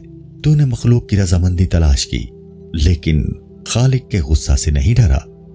جب ایک ہوش مند شخص آخرت کی اس رسوائی پر غور کرے گا تو سمجھ لے گا کہ لوگوں کی تعریف اس کا بدل نہیں ہو سکتی، خصوصاً جب کہ وہ اچھی طرح جانتا ہے کہ اس کی بندگی اس کی نیکی کے پلہ کو بھاری کر دے گی، لیکن یہی بات جب ریا سے بگڑ جائے تو پھر گناہوں کا پلہ بھاری ہو جائے گا۔ اگر یہ ریا نہ کرتا تو انبیاء اور اولیاء کا اس وقت رفیق ہوتا، اور اب ریا کے سبب سے دوزخ کے فرشتوں کے ہاتھوں گرفتار ہے اور ہرما نصیب ہے، چونکہ اس نے یہ عبادت خلق کی رضامندی حاصل کرنے کے لیے کی تھی۔ باوجود کہ تمام مخلوق کی خوشنودی اور رضامندی حاصل ہونا بھی محال ہے کہ اگر ایک شخص کو راضی کرتا ہے تو دوسرا ناراض رہتا ہے، اور اگر ایک شخص اس کی مدح کرتا ہے تو دوسرا مذمت کرتا ہے، اور اگر بالفرض محال تمام مخلوق بھی اس کی تعریف کرے تو ان کے ہاتھ میں نہ اس کا رزق ہے، نہ عمر ہے، اور نہ دنیا کی سعادت مخلوق کے ہاتھ میں ہے، اور نہ آخرت کی شقاوت پر ان کا قابو ہے۔ بس بڑی نادانی کی بات ہوگی کہ انسان اس طرح اپنے دل کو پریشان کرے اور خداوند تعالیٰ کے عذاب میں مبتلا ہو۔ اس وجہ سے انسان کو چاہیے کہ تمام باتوں پر دل میں غور کرے۔ طمع کا علاج، اس طمع کا علاج اس طرح کرنا چاہیے جس کی تشریح ہم مال کی دوستی کی بحث میں کر چکے ہیں۔ بس دل میں یہ سمجھے کہ بہت ممکن ہے کہ یہ طمع اس سے وفا نہ کرے، اور اگر کرے بھی تو خواری اور ذلت اس کا نتیجہ ہو، اور خداوند تعالیٰ کی رضامندی سے بھی محرومی ہو۔ لوگوں کے دل اللہ تعالیٰ کی مرضی اور ارادے کے بغیر تو مسخر ہو نہیں سکتے۔ جب وہ خداوند تعالیٰ کی خوشنودی حاصل کرے گا تو اس وقت اللہ تعالیٰ بھی دوسروں کے دلوں کو اس کا مسخر بنا دے گا، اور وہ خداوند تعالیٰ کی رضامندی حاصل نہیں کرے گا تو پھر اس کی رسوائی کھل کر ہوگی، اور مخلوق کے دل بھی اس سے بیزار ہوں گے، اور مخلوق کی مذمت کا اندیشہ۔ تو اس خطرے اور اندیشے کا علاج یہ سوچ کر کرے کہ اگر باری تعالیٰ کے حضور میں نیک ہوں، اس نے مجھے نیکیوں میں قبول فرما لیا ہے، تو مخلوق کی مذمت سے میرا کچھ نقصان نہیں ہوگا، اور اگر میں حق تعالیٰ کے نزدیک برا ہوں تو مخلوق کی تعریف سے مجھے کچھ فائدہ نہ ہوگا۔ بس اگر میں اخلاص کا راستہ اختیار کروں اور مخلوق کی طرف سے دل کو پریشان نہ کروں تو حق تعالیٰ ضرور سب لوگوں کے دل میں میری محبت پیدا کر دے گا، اور اگر اللہ تعالیٰ نے ان کے دلوں میں میری محبت نہیں ڈالی تو چند ہی دن میں لوگ میری ریا اور نفاق کو پہچان لیں گے، اور جس مذمت سے میں ڈرتا تھا وہ سامنے آ جائے گی، اور حق تعالیٰ کی رضامندی بھی ہاتھ سے جائے گی۔ اس طرح جب حضوریت قلب حاصل ہوگی اور اخلاص میں ثابت قدم ہو جائے گا تو مخلوق کی خاطرداری سے اس کو چھٹکارا مل جائے گا اور نور الہی اس کے دل پر چمکے گا، دل پر لطائف الہی کا نزول ہوگا اور عنایت الہی متواتر شامل حال رہے گی۔ اس کے لیے اخلاص کا راستہ کھل جائے گا۔ جو کچھ اب تک بیان کیا گیا یہ علمی علاج تھا۔ عملی علاج، ریا کا عملی علاج یہ ہے کہ انسان اپنی خیرات اور اطاعت کو اس طرح چھپائے جیسے کوئی اپنی برائیوں اور گناہوں کو چھپاتا ہے، تاکہ وہ اس بات کا عادی بن جائے کہ میرے لیے بس یہ کافی ہے کہ اللہ تعالیٰ میری بندگی اور اطاعت کو دیکھ رہا ہے، مجھے اور کسی کے جاننے کی ضرورت نہیں۔ یہ بات ابتدائی حال میں اگرچہ دشوار ہوگی، لیکن کوشش کرنے سے یہ آسانی میں بدل سکتی ہے۔ اس وقت وہ مناجات اور اخلاص کی لذت کو محسوس کرے گا، اور اس وقت یہ حالت ہو جائے گی کہ اگر مخلوق اس کی اطاعت سے باخبر بھی ہو جائے تو اس کو اس کی خبر نہ ہوگی کہ کوئی میری اطاعت و بندگی سے آگاہ ہے۔ دوسرا طریقہ علاج، یعنی علاج بذریعہ تعدیل، یعنی جب ریا کا دل میں گزر ہو تو اس کو ابھرنے نہ دینا، دبا دینا، ہر چند کے اس نے خود کو ریاضت سے ایسا بنا لیا ہو کہ لوگوں کے مال کی طمع اور ان کی طرف سے مدح و ثنا کا ذوق و شوق دل سے ہٹ چکا ہو، اور یہ سب باتیں اس کی نظر میں حقیر و ناچیز بن گئی ہوں۔ لیکن شیطان کا تو کام ہی یہ ہے کہ عبادت میں ریا کا خیال دل میں پیدا کرے۔ پہلا وسوسہ تو یہ پیدا کرتا ہے کہ وہ سوچتا ہے کہ آیا اس کی عبادت کی خبر کسی کو ہوئی یا خبر ہو جانے کی امید ہے یا نہیں۔ دوسرا وسوسہ شیطان یہ پیدا کرتا ہے کہ دل میں اس بات کی رغبت پیدا ہوتی ہے کہ وہ جانے کہ مخلوق کے نزدیک اس کا کیا مرتبہ ہے۔ تیسرا وسوسہ یہ ہے کہ اس رغبت کو دل سے چاہے اور اس بات کی ٹوہ لگائے۔ اس صورت میں چاہیے کہ سب سے اول دل سے پہلے وسوسہ کو دور کرے اور دل میں خیال کرے کہ مخلوق کی آگاہی سے مجھے کیا حاصل، بس حق تعالیٰ کا جاننا کافی ہے کہ میرا واسطہ مخلوق سے نہیں بلکہ خالق سے ہے۔ ہاں، اگر اس موقع پر مخلوق میں مقبولیت کی رغبت پیدا ہو تو اس سے قبل جو بات ہم سمجھا چکے ہیں اس پر عمل کرے اور سمجھے کہ مخلوق میں مقبول اور بارگاہ الہی میں مردود بن جائے گا اور اللہ تعالیٰ کے عطاب کی صورت میں کیا فائدہ دے گی۔ جب یہ فکر کرے گا تو اس رغبت سے دل میں کراہت پیدا ہوگی، اور اس کراہت کا فائدہ یہ ہوگا کہ جب ریا کا شوق قبولیت خلق کی طرف اس کو بلائے گا تو یہ کراہت بیچ میں حائل ہو جائے گی اور مانے آئے گی کہ جو بات قوی تر اور غالب ہوتی ہے نفس اس کا تابع بن جاتا ہے۔ بس ان تین وسوسوں کو دفع کرنے کے لیے ان تین باتوں پر عمل کرے۔ ایک یہ کہ سمجھے کہ خدا کی لعنت اور اس کے عذاب میں گرفتار ہوگا۔ دوسری وہ کراہت جو اس معرفت سے پیدا ہو جس کے باعث اس نے ریا کو قابل نفرت سمجھا ہے۔ تیسرے یہ کہ ریا کے وسوسوں کو خود سے دفع کرے۔ ریا کا غلبہ، کبھی ریا کا غلبہ اتنا شدید ہوتا ہے کہ دل میں جگہ باقی نہیں رہتی، ریا دل کو چاروں طرف سے گھیر لیتا ہے۔ اس وقت اللہ تعالیٰ کی نارضامندی کا خیال اور ریا کی کراہت سامنے نہیں آنے پاتی، اگرچہ اس کیفیت کے پیدا ہونے سے پہلے اس نے دل میں یہ بات ٹھان لی تھی کہ ریا سے بچے گا۔ یہ ایسی صورت ہے کہ اس میں شیطان کا غلبہ ہوتا ہے۔ اس کی مثال ایسی ہے کہ کسی شخص نے علم و بردباری کو اپنایا اور غصہ کی برائی پر خوب غور کیا، لیکن جب وقت آیا تو غصہ غالب آ گیا اور پچھلی تمام باتیں بھول گیا۔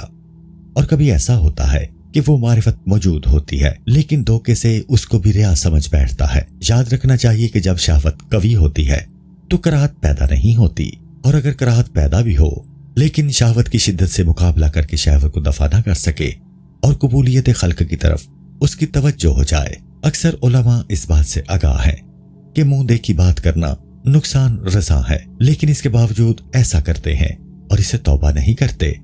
بس ریا کا دفع کرنا قوت کراہت کے مطابق ہوگا، اور کراہت کی قوت انسان کی معرفت کے مطابق ہوگی، اور قوت معرفت قوت ایمان کے مماثل ہوگی، اور ملائکہ سے اس میں تعاون حاصل ہوتا ہے۔ بالکل اسی طرح ریا دنیاوی شہوت و خواہش کے مطابق ہوگا اور اس کو شیطان کی مدد پہنچے گی۔ گویا بندے کا دل دو لشکروں کے درمیان پھنستا ہے، ایک لشکر ملائکہ کا ہے اور ایک لشکر شیطان کا ہے۔ اس کو ہر لشکر کے ساتھ ایک تناسب تعلق کا ہوتا ہے، جس سے تعلق کی نسبت قوی ہوگی اس کا وہ اثر جلد قبول کرے گا اور اسی طرف اس کی رغبت زیادہ ہوگی، اور یہ مناسبت وقوع سے پہلے حاصل ہو جاتی ہے کہ بندے نے نماز سے پہلے خود کو ایسا تیسا کہا ہو کہ فرشتوں کے اخلاق و اصاف اس پر غالب ہو گئے ہوں یا شیطان کے اخلاق غلبہ پا چکے ہوں۔ ان دو صورتوں میں سے ایک صورت ہوگی۔ बस जब इबादत के दरमियान रिया का ख्याल आता है तो वो निस्बत ताल्लुक रूनुमा हो जाती है और तकदीर अज़ल उसको खींचकर उसी जगह और उसी तरफ ले जाती है जो उसकी अज़ल सरनविश्त से ख़्वा मलाइका की मुनासिबत का गलबा हो या शयातीन की मुनासिबत अपना गलबा रखती हो। फस्ल। ऐ अजीज, जब तुमने रिया के सबब को तोड़ दिया और तुम्हारा दिल इससे बेजार हो गया तो अगर कुछ वसवसा दिल में बाकी भी रह जाए तो तुम मायूस नहीं होगे, क्योंकि ये इंसानी सरिश्त और इसकी फितरत है। चुनांचे तुमको ये हुक्म नहीं दिया गया है कि तुम अपनी सरिश्त और फितरत को ही नीस्तो नाबूद कर दो, बल्कि यही हुक्म दिया है कि इसको मगलूब और अपना ज़ेरे दस्त बना दो ताकि वो तुमको जहन्नुम के गार में न धकेल सके। और इसकी शनाख्त ये है कि जब तुमको ये कुदरत हासिल हो जाए कि तुम तबीयत का हुक्म ना मानो तो समझ लो कि वो तुम्हारी मगलूब हो गई। बस जिसका तुमको हुक्म दिया गया था उसका हक बजा लाने के लिए इतनी बात काफी है। उस वक्त शहवत और ख्वाहिश से तुमको जो कराहत होगी वो उस शहवत का जो पैदा हुई थी कुफ्फारा बन जाएगी। और दलील इस पर यह है, वसवसों के सिलसिला में सहाबा कराम रज़ियल्लाहु अन्हुम की गुजारिश। सहाबा कराम रिज़वानुल्लाह ताला अलैहिम अजमाइन ने हुज़ूर अकरम सल्लल्लाहु अलैहि वसल्लम से अर्ज किया कि हमारे दिल में ऐसे वसवसे और ख्यालात आते हैं कि अगर इसके इवज़ हमको आसमान पर उठाकर जमीन पर पटक दें तो हमारे हक में वो बला हो। और उन वसवसों और ख्यालात के बायस हम बेचैन और मुस्तरिब रहते हैं। हुज़ूर अकरम सल्लल्लाहु अलैहि वसल्लम ने फरमाया, क्या ऐसी हालत तुम पर गुजरती है? उन्होंने अर्ज किया, जी हाँ। हुज़ूर पुरनूर सल्लल्लाहु अलैहि वसल्लम ने फरमाया, ये सरीहन ईमान है। जब वो ख्यालात और वसवसे जो इबादत में गुजरे थे उनसे कराहत करना सरी ईमान हुआ और कराहत उनका कफ्फारा करार दिया जाए तो फिर तो वो चीज जो मखलूक के वसवसों से ताल्लुक रखती है कराहत से यकीनन हट जाएगी। अलबत्ता कभी ऐसा होगा कि जब आदमी नफ्स और शैतान की मुखालिफत पर कादिर हो तो ऐसे मौके पर शैतान उस पर हसद करे और उसको इस बहलावे में डाल दे कि उस वक्त शैतान से झगड़ने ही में उसके दीन की खूबी है। हालांकि शैतान का मकसद ये है कि इस झगड़े से उसके दिल को परेशानी लाहक हो और दिल की इस परेशानी के बायस वो इबादत की लज्जत से महरूम रहे। बस ऐसा झगड़ना खता और गलती है और इसके 4 दर्जे हैं। पहला दर्जा यह है कि शैतान से झगड़ने में तस्नीह औकात करे। दूसरा दर्जा यह है कि सिर्फ शैतान की तकजीब करके उसको दफा करे और मनाजाते इलाही में मशगूल रहे। और तीसरा दर्जा यह है कि तकजीब और दफिया में मशगूल ना हो, क्योंकि इस सूरत में भी कुछ ना कुछ वक्त जाया होता है। चौथा दर्जा यह है कि अमाल के इखलास में मजीद सही करे, क्योंकि वो अच्छी तरह जानता है कि ये इखलास अमले शैतान को और ज्यादा गुलेगा और जिद छोड़कर फिर आइंदा उसकी तरफ तवज्जो नहीं करेगा। और ये दर्जा कमाल का है कि जब शैतान बंदे की सिफ्त मालूम कर लेगा तो फिर उससे मायूस और ना उम्मीद हो जाएगा। इन दर्जात की मिसाल इन 4 शख्सों के हवाले से दी जा सकती है कि वो चारों इल्म की तलब के लिए घर से निकले। रास्ता में उनको एक हासिद मिला और एक शख्स को उनमें से मना किया। उसने उसकी बात तो नहीं मानी लेकिन उससे झगड़ने लगा और अपना वक्त जाया कर दिया। और जब उस हासिद ने दूसरे शख्स को मना किया तो उसने पास से हटा दिया और उसे लड़ने के लिए नहीं ठहरा। और तीसरा शख्स ऐसा था कि उसने ना उसको परे हटाया और ना उसकी तरफ इल्तिफात की और चल दिया कि वक्त जाया ना हो। और उनमें से चौथे ने ना उसकी जानिब तवज्जो की बल्कि अपनी रफ्तार तेज कर दी कि हासिद को इससे बात करने का मौका ही ना मिले। इस तरह हासिद ने अव्वल के 2 अफराद से तो कुछ ना कुछ अपना मकसद हासिल कर लिया और तीसरे से कुछ भी मकसद हासिल ना हुआ और चौथे से उसकी मुराद कुछ भी बार ना आई, बल्कि उसका शौक इल्म मना करने से और ज्यादा हो गया। इस सूरत में अगर वो इन 3 के मना करने से शर्मिंदा ना हुआ तो उस आखिरी चौथे शख्स से वो जरूर शर्मिंदा हुआ होगा और उसने भी कहा होगा कि काश मैं इसको मना ना करता कि मेरे मना करने से तो इसका शौक और ज्यादा हो गया। बस उला यही है कि जहां तक हो सके शैतान के वसवसों से झगड़ने में मसरूफ ना हो बल्कि मनाजात में जल्द मसरूफ हो जाए। तातो बंदगी के इजहार की रुखसत। मालूम होना चाहिए कि तात को छुपाने में फायदा यह है कि रिया से निजात हासिल हो, लेकिन इसके जाहिर करने में भी बड़ा फायदा है क्योंकि लोग इसकी तात को देखकर उसकी पैरवी करेंगे और उनको खैर की तरफ रग़बत होगी। यही सबब है कि हक ताला ने दोनों किस्म के लोगों की तारीफ फरमाई है और इरशाद किया है, کہ تم اگر صدقہ آشکار اور کھلم کھلا دو گے تو بھلا کام ہے، اور اگر پوشیدہ دو گے تو یہ بہت اچھی بات ہوگی۔ ایک روایت ہے کہ ایک دن حضور اکرم صلی اللہ علیہ وآلہ وسلم کو کچھ رقم کی ضرورت ہوئی۔ ایک انصاری تھیلی لے کر حاضر ہوئے۔ جب دوسرے لوگوں نے ان کا یہ عمل دیکھا تو دوسرے بھی رقمیں لانے لگے۔ حضور صلی اللہ علیہ وآلہ وسلم نے فرمایا کہ جو کوئی ایک ایسی اچھی طرح ڈالے گا جس میں لوگ اس کی پیروی کریں، اس کو ایک اجر تو اپنا اور دوسرا اجر لوگوں کی پیروی کا کہ اس کو دیکھ کر دوسروں نے وہ عمل خیر کیا۔ اس طرح جو شخص حج کو یا جہاد کو جانا چاہتا ہے تو پہلے اس کی تیاری کرے اور باہر نکلے تاکہ لوگ اس کے ارادے سے آگاہ ہوں اور دوسروں کو بھی اس کا شوق پیدا ہو۔ یا رات کی نماز یعنی تہجد با آواز بلند پڑتا ہے تاکہ دوسرے لوگ بیدار ہوں اور وہ بھی عبادت کریں۔ بس اگر کوئی شخص ریا سے بے فکر ہے، سمجھتا ہے کہ اس کے اندر ریا پیدا نہیں ہوگا اور اس کے عبادت کے ظاہر کرنے سے دوسروں کو رغبت ہوتی ہے تو یہ بات افضل ہوگی، اور اگر ایسا کرنے سے دل میں ریا کا شوق پیدا ہو تو دوسروں کی رغبت سے اس کو کچھ فائدہ نہ ہوگا۔ بس اسے چاہیے کہ اپنی طاعت کو پوشیدہ رکھے، یہی اس کے لیے زیادہ بہتر ہے۔ بس اگر کوئی شخص اپنی طاعت کو ظاہر کرنا چاہتا ہے تو ایسی جگہ ظاہر کرے جہاں اس کی پیروی اور اقتداء ممکن ہو، کیونکہ کوئی شخص ایسا ہوگا کہ گھر کے لوگ اس کی اقتداء کریں گے اور بازار کے لوگ یعنی باہر والے اس کی اقتداء نہ کریں۔ دوسری بات اس سلسلہ میں یہ ہے کہ انسان اپنے دل پر نظر کرے، کیونکہ اکثر ایسا ہوتا ہے کہ ریا کا شوق باطن میں چھپا ہوتا ہے اور اس کو دوسروں کی اقتداء کے بہانے وہ ابھار کر لاتا ہے تاکہ وہ ہلاکت میں پڑ جائے۔ ایک ضعیف شخص سے اگر مثال دی جائے تو اس شخص کی مانند ہے کہ تیرنا نہیں جانتا اور وہ ڈوبنے لگے تو دوسرے شخص کا ہاتھ پکڑ لے، بس وہ دونوں ہی ڈوب جائیں گے۔ اور کوی کی مثال اس کی ہے جو شناوری میں استاد کامل ہو، آپ بھی ڈوبنے سے بچے اور دوسروں کو بھی بچا لے۔ یہ درجہ انبیاء علیہ السلام اور اولیاء کرام رحم اللہ تعالیٰ کا ہے، ہر ایک اس کا دعویٰ نہیں کر سکتا۔ دوسری صورت یہ ہے کہ جو عبادت چھپانے کی ہو اس کو نہیں چھپاتا۔ اس امر میں اگر صدق نیت ہے تو اس کی علامت یہ ہے کہ اگر کوئی اس سے کہے کہ تم اپنی عبادت کو مخفی رکھو تاکہ اس دوسرے عابد کو دوسروں کی اقتداء کا ثواب حاصل ہو جائے اور تم کو وہی ثواب حاصل ہوگا جو اظہار کی صورت میں حاصل ہوتا، تو اس صورتحال میں اگر وہ شخص اپنے دل میں اظہار کا شوق رکھتا ہے تو سمجھ لینا چاہیے کہ وہ مخلوق میں اپنا درجہ تلاش کرنا چاہتا ہے، یعنی مخلوق کی نظر میں احترام کا خواہاں ہے، ثواب آخرت کا خواہاں نہیں ہے۔ اظہار عبادت کا دوسرا طریقہ، عبادت کے ظاہر کرنے کا دوسرا طریقہ یہ ہے کہ عبادت کے اظہار کے بعد کہے کہ میں نے خوب کیا۔ اس طرح کہنے سے نفس کو ایک طرح کی لذت اور حلاوت حاصل ہوتی ہے۔ ممکن ہے کہ اس سے بھی زیادہ باتیں زبان سے نکل جائیں، بس زبان کو قابو میں رکھنا اور اظہار نہ کرنا واجب ہے جب تک اس کے نزدیک مدح اور مذمت، رد اور قبول برابر نہ ہو۔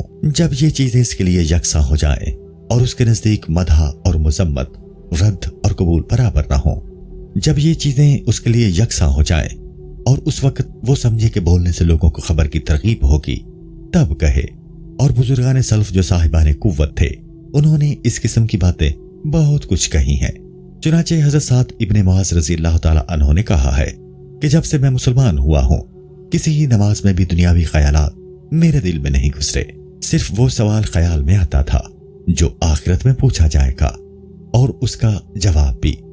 اور حضور اکرم صلی اللہ علیہ وآلہ وسلم سے جو کچھ میں نے سنا اس کو یقین کے ساتھ میں جانا کہ سب سچ ہے۔ حضرت عمر رضی اللہ تعالیٰ عنہ فرماتے ہیں کہ میں صبح کو جس حالت میں اٹھتا ہوں میں نہیں چاہتا کہ وہ حالت تبدیل ہو۔ حضرت عثمان غنی ذی النورین رضی اللہ تعالیٰ عنہ نے فرمایا کہ جب سے میں نے حضرت سرور کونین صلی اللہ علیہ وآلہ وسلم سے بیعت کی ہے اپنی شرمگاہ کو سیدھے ہاتھ سے مس نہیں کیا اور نہ میں نے جھوٹ بولا ہے۔ حضرت ابو سفیان رضی اللہ تعالیٰ عنہ دمے مرگ کہتے تھے، اے دوستو مجھ پر نہ رونا کہ جب سے مسلمان ہوا ہوں میں نے کوئی گناہ نہیں کیا ہے۔ اور حضرت عمر بن عبدالعزیز رضی اللہ تعالیٰ عنہ کا قول ہے کہ قضاء الہی سے کوئی حادثہ مجھ پر ایسا نہیں گزرا جس سے میں ناراض ہوا ہوں، جو میری قسمت کا لکھا ہے میں اسی پر خوش رہا۔ یہ تمام باتیں ارباب قوت کی ہیں، جو ارادے کے کمزور ہیں ان کو چاہیے کہ اس سے مغرور نہ ہو۔ حق تعالیٰ نے ان امور میں ایسے اسرار رکھے ہیں جن کی کسی کو خبر نہیں۔ ہر ایک شر میں ایک خیر پنہا ہے۔ جس کی ہمیں آگاہی نہیں، اور ریا میں بھی خلائق کے واسطے بہت کچھ خیر ہے۔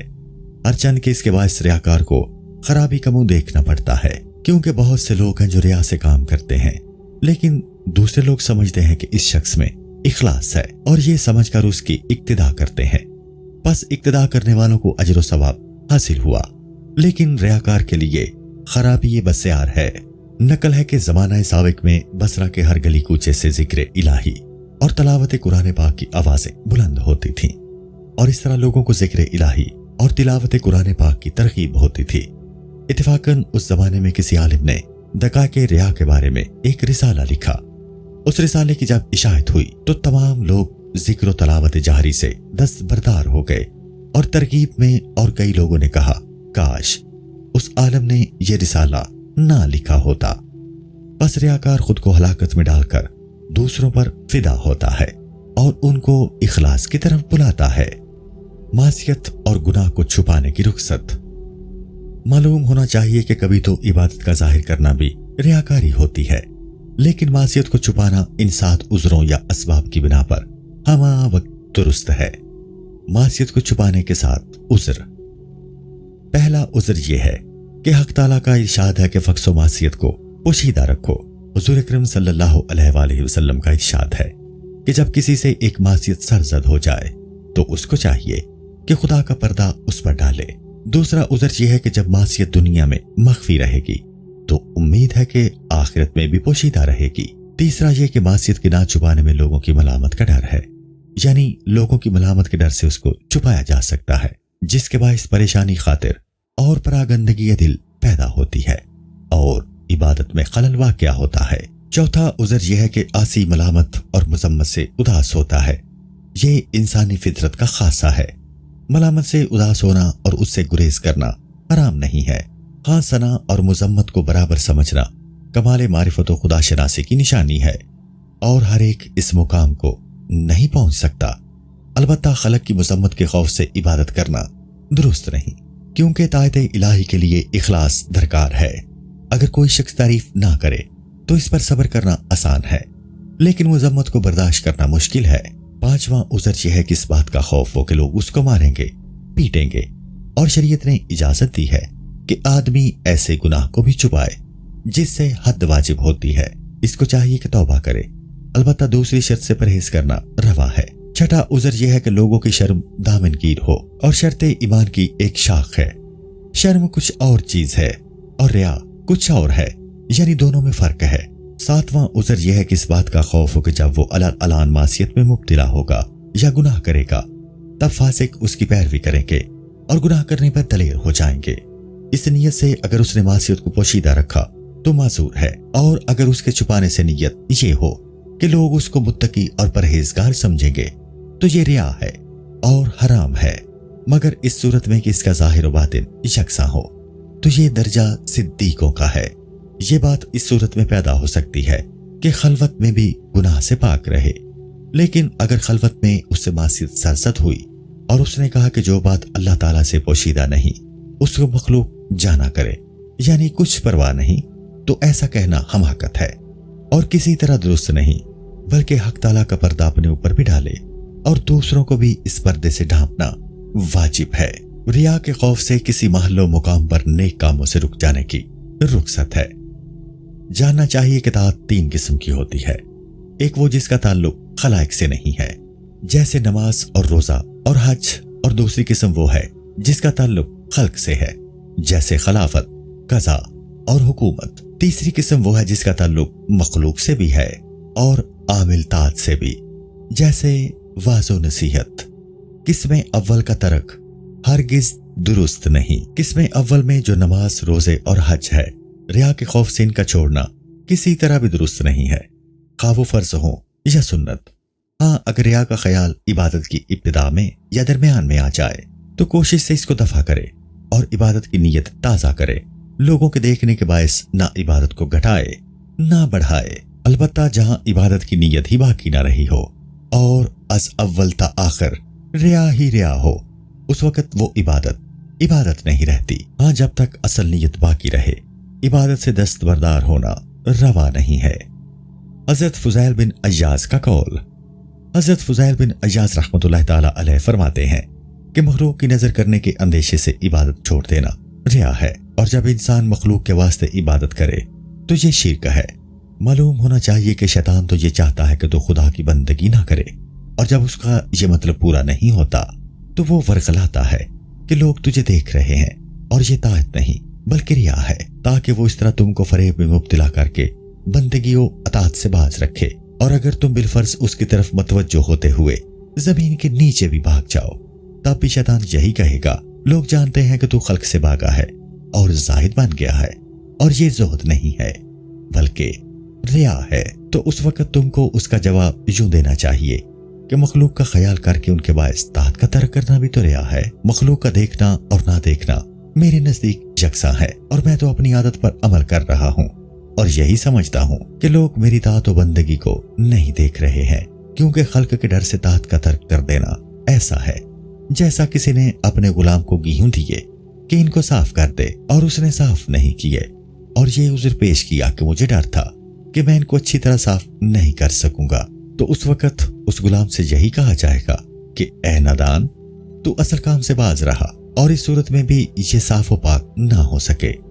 بس معلوم ہونا چاہیے کہ اللہ تعالیٰ نے اپنے بندے کو اخلاص عمل کے واسطے حکم دیا ہے، اور جب وہ عمل ہی سے دستبردار ہو گیا تو اخلاص کا وجود کہاں رہا، کیونکہ اخلاص تو نیک عمل سے وابستہ ہے۔ اس سلسلہ میں حضرت ابراہیم نخعی کا دسرہ کا واقعہ لوگ پیش کرتے ہیں کہ جب وہ تلاوت میں مصروف ہوتے اور اچانک کوئی شخص آ جاتا تو وہ پہلے قرآن پاک کو بند کر دیتے تھے، تب ہم کلام ہوتے تھے اور کہتے کہ یہ مناسب نہیں کہ کوئی دیکھے کہ میں ہر وقت تلاوت میں مصروف رہتا ہوں، تو اس کا باعث بہت ممکن ہے یہ ہو کہ وہ یہ سمجھ کر قرآن پاک کو بند کر دیتے تھے کہ جب یہ شخص آ جائے تو اس سے ہم کلام ہونا ضروری ہوگا اور تلاوت سے باز رہنا پڑے گا۔ اس طرح انہوں نے تلاوت کو مخفی رکھنا زیادہ بہتر سمجھا ہوگا۔ خواجہ حسن بصری رحمۃ اللہ تعالی علیہ فرماتے ہیں کہ زمانہ سابق میں ایک شخص تھا کہ جب اس کو رونا آتا تو وہ اپنا منہ ڈانپ لیتا تھا تاکہ لوگ اس کو نہ پہچانیں۔ یہ بات بالکل درست ہے، کیونکہ خلوت میں خوف الہی سے رونا لوگوں کے سامنے رونے سے بہتر ہے، اور اس کی فضیلت ہے، اور یہ کوئی عبادت نہیں تھی جس سے وہ باز رہا۔ یہاں بات عبادت کے سلسلہ میں ہو رہی تھی۔ خواجہ حسن بصری رحمۃ اللہ تعالی علیہ نے ہی یہ بھی فرمایا ہے کہ زمانہ سابق میں کوئی شخص ایسا تھا کہ وہ راستہ سے اذیت پہنچانے والی چیز کو ہٹانا چاہتا تھا، لیکن مخفی بظاہر وجہ سے نہیں ہٹاتا تھا کہ لوگوں پر اس کا تقوی اور پارسائی ظاہر نہ ہو جائے۔ یہ حکایت اس بیچارے کے حال سے بالکل مطابقت رکھتی ہے کہ اس بات کے خوف سے مخلوق اس کی عبادت سے واقف ہو جائے گی، اس کی دوسری عبادتوں میں خلل واقع ہو، اس لیے شہرت کے ڈر سے اس سے حذر کرنا درست نہیں ہے، بلکہ طاعت کو بجا لانا اور ریا کو دفع کرنا ضروری ہے۔ ہاں، اگر کوئی شخص ضعیف و ناتواں ہے اور اس نے ترک عمل میں اپنی مصلحت دیکھی ہو تو اس کے حق میں روا ہے، لیکن یہ بھی نقصان کے ساتھ ہے، اس کا اس ترک عمل میں نقصان ہے۔ دوسری قسم جیسا کہ بیان ہو چکا وہ طاعت ہے جس کا تعلق مخلوق سے ہو، جیسے سرداری، قضات اور خلافت۔ ان کاموں میں عدل و انصاف عمل میں لایا جائے تو یہ بھی ایک بہت بڑی عبادت ہے، اور اگر عذر نہیں ہے تو سر تسر معصیت ہے۔ اگر کسی کو ان کاموں میں اپنے دل کا اطمینان نہ ہو تو ان عہدوں کو قبول کرنا حرام ہے کہ ان میں بڑی آفات ہیں۔ اگرچہ عین روزہ اور نماز میں لذت نفس نہیں ہے، لیکن جب دوسرے دیکھتے ہیں تو ان سے بھی خز نفس حاصل ہوتا ہے۔ اس کے برعکس حکومت اور سرداری میں تو بہت حظ موجود ہے، اور ان کاموں میں نفس کی پرورش خوب ہوتی ہے۔ حکومت اور سرداری صرف ایسے شخص ہی کو زیبا ہے جس کو اپنے عدل پر اطمینان ہو اور اس نے خود کو اس باب میں آزمایا ہو، اور حکومت سے پہلے بھی اس نے امانت داری کی ہو، مگر اس میں اس بات کا خوف ہے کہ جب اس کو حکومت اور سرداری ملے تو بدل جائے، یا منصب سے معزولی کے خوف سے بے انصافی پر آمادہ ہو جائے۔ تو ایسی حالت میں علماء کا اختلاف ہے۔ بعض کہتے ہیں کہ منصب قبول کرے کہ عدم عدل محض ایک گمان ہے، جبکہ اس نے خود کو آزما لیا ہے تو اسی پر اعتماد رکھے کہ عدل کرے گا۔ ہمارے نزدیک صحیح بات یہ ہے کہ منصب قبول نہ کرے، کیونکہ جب نفس انصاف کرنے کا وعدہ کرتا ہے تو احتمال ہے کہ اس میں نفس کا فریب ہو اور سرداری کے منصب پر پہنچتے ہی بدل جائے، اور جب اس کو منصب پر فائز ہونے سے پہلے یہ تردد ہے تو غالب ہے کہ بدل جائے، اس لیے اسے بچنا ہی زیادہ بہتر ہے۔ حکومت تو انہی حضرات کو زیبا ہے جو قوت ارادی کے مالک ہیں۔ منقول ہے کہ حضرت ابوبکر صدیق رضی اللہ تعالی عنہ نے حضرت رافع سے فرمایا کہ حکومت قبول نہ کرنا خواہ وہ 2 شخصوں ہی پر کیوں نہ ہو۔ جب حضرت ابوبکر صدیق رضی اللہ تعالی عنہ منصب خلافت پر فائز ہوئے تو حضرت رافع رضی اللہ تعالی عنہ نے ان سے کہا کہ آپ نے مجھے تو حکومت قبول کرنے سے منع فرمایا تھا اور اب آپ نے خود قبول فرما لی۔ آپ نے فرمایا میں تجھے اب بھی منع کرتا ہوں، اللہ کی لعنت ہو اس حاکم پر جو عادل نہ ہو۔ ضعیف شخص والے اعتراض کی مثال ایسی ہے کہ کسی شخص نے اپنے فرزند سے کہا کہ دریا کے کنارے نہ جانا اور وہ خود دریا میں تیرا کرتا ہے۔ اب اگر لڑکا پانی میں اترے گا تو یقیناً ڈوب جائے گا، بس جب سلطان ظالم ہو تو قاضی قضا میں عدل کس طرح کر سکے گا؟ یقیناً وہ سلطان کا پاس خاطر کرے گا، لہٰذا ایسی صورت میں منصب قضا قبول کرنا درست نہیں۔ اگر کسی شخص کو ناچار قبول ہی کرنا پڑے تو پھر اپنی معزولی کے خوف سے کسی کا پاس خاطر نہ کرے، بلکہ عدل پر ثابت قدم رہے یہاں تک کہ اس کو معزول کر دیا جائے۔ اس نے اگر یہ حکومت یعنی منصب قضا خداوند تعالیٰ کے لیے کی تھی تو اس کو اس معزولی پر شادمہ ہونا چاہیے۔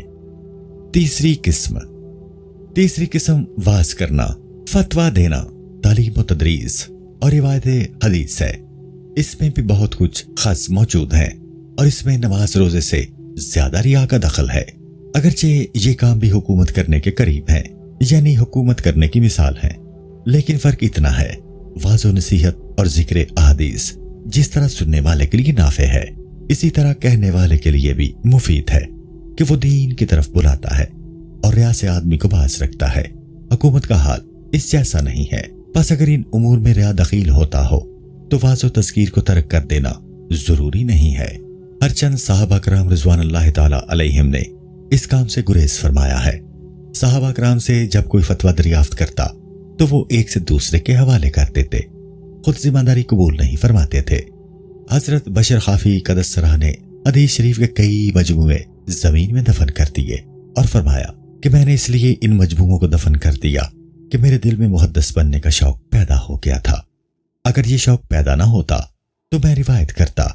سلف صالحین نے فرمایا ہے کہ دنیا داری کے ابواب میں سے حدثنا بھی ایک باب ہے، یعنی جو حدثنا کہتا ہے اس کا مطلب یہ ہے کہ مجھے صدر نشین بناؤ اور مسند پر بٹھاؤ۔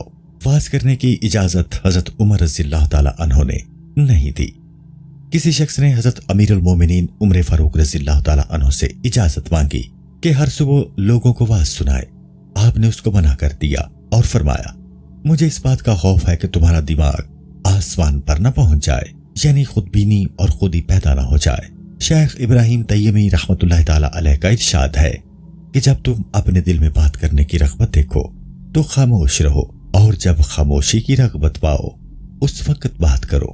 بس ہمارا مسلک اس بارے میں یہ ہے کہ واعظ یا محدث اپنے دل پر نثر کرے، اگر اطاعت الہی کا جذبہ موجزن ہو اور اس کے ساتھ کچھ خیال ریا کا بھی ہے، یعنی ریا سے بالکل خالی نہیں ہے، تو اس وقت کہے کہ میں اپنی اس نیت کو دل میں استقامت دیتا ہوں تاکہ وہ اور قوی ہو جائے۔ اور اس کا حکم بھی سنت اور نفل نمازوں جیسا ہے کہ اگر ریا کا شائبہ ہو تو اس شائبہ کی بنیاد پر ان کی نمازوں کو ترک کرنا نہیں چاہیے جب تک کہ اصلی نیت ہو۔ یہ ریا کا شائبہ اثر انداز نہیں ہوگا، لیکن حکومت کا معاملہ اس کے برعکس ہے۔ جب ریا کا خیال پیدا ہو تو اس وقت اس سے گریز ہی بہتر ہے، اس لیے کہ باطل کی نیت اس میں جلد غلبہ پا لیتی ہے۔ یہی وجہ تھی حضرت امام ابو حنیفہ رحمۃ اللہ تعالی علیہ نے جب ان کو خدمت قضا سپرد کرنا چاہتے تھے تو آپ نے اس کے قبول کرنے سے یہ کہہ کر انکار فرما دیا تھا کہ میں اس کام کی لیاقت نہیں رکھتا۔ ان سے جب پوچھا گیا کہ اس کا کیا سبب ہے تو آپ نے فرمایا اگر میں سچ کہتا ہوں کہ میں اس خدمت کے لائق نہیں تو مجھے اس سے معذور رکھنا چاہیے، اور اگر جھوٹ کہا ہے تو جھوٹ خدمت قضا کے لائق نہیں۔ لیکن امام اعظم رضی اللہ تعالی عنہ تعلیم و تدریس سے دستبردار نہیں ہوئے۔ ہاں، اگر کوئی شخص ان کاموں میں عبادت کی نیت بالکل نہ پائے اور اس کا موجب ریا اور طلب جاہ ہو تو اس کا ترک کرنا فرض ہے۔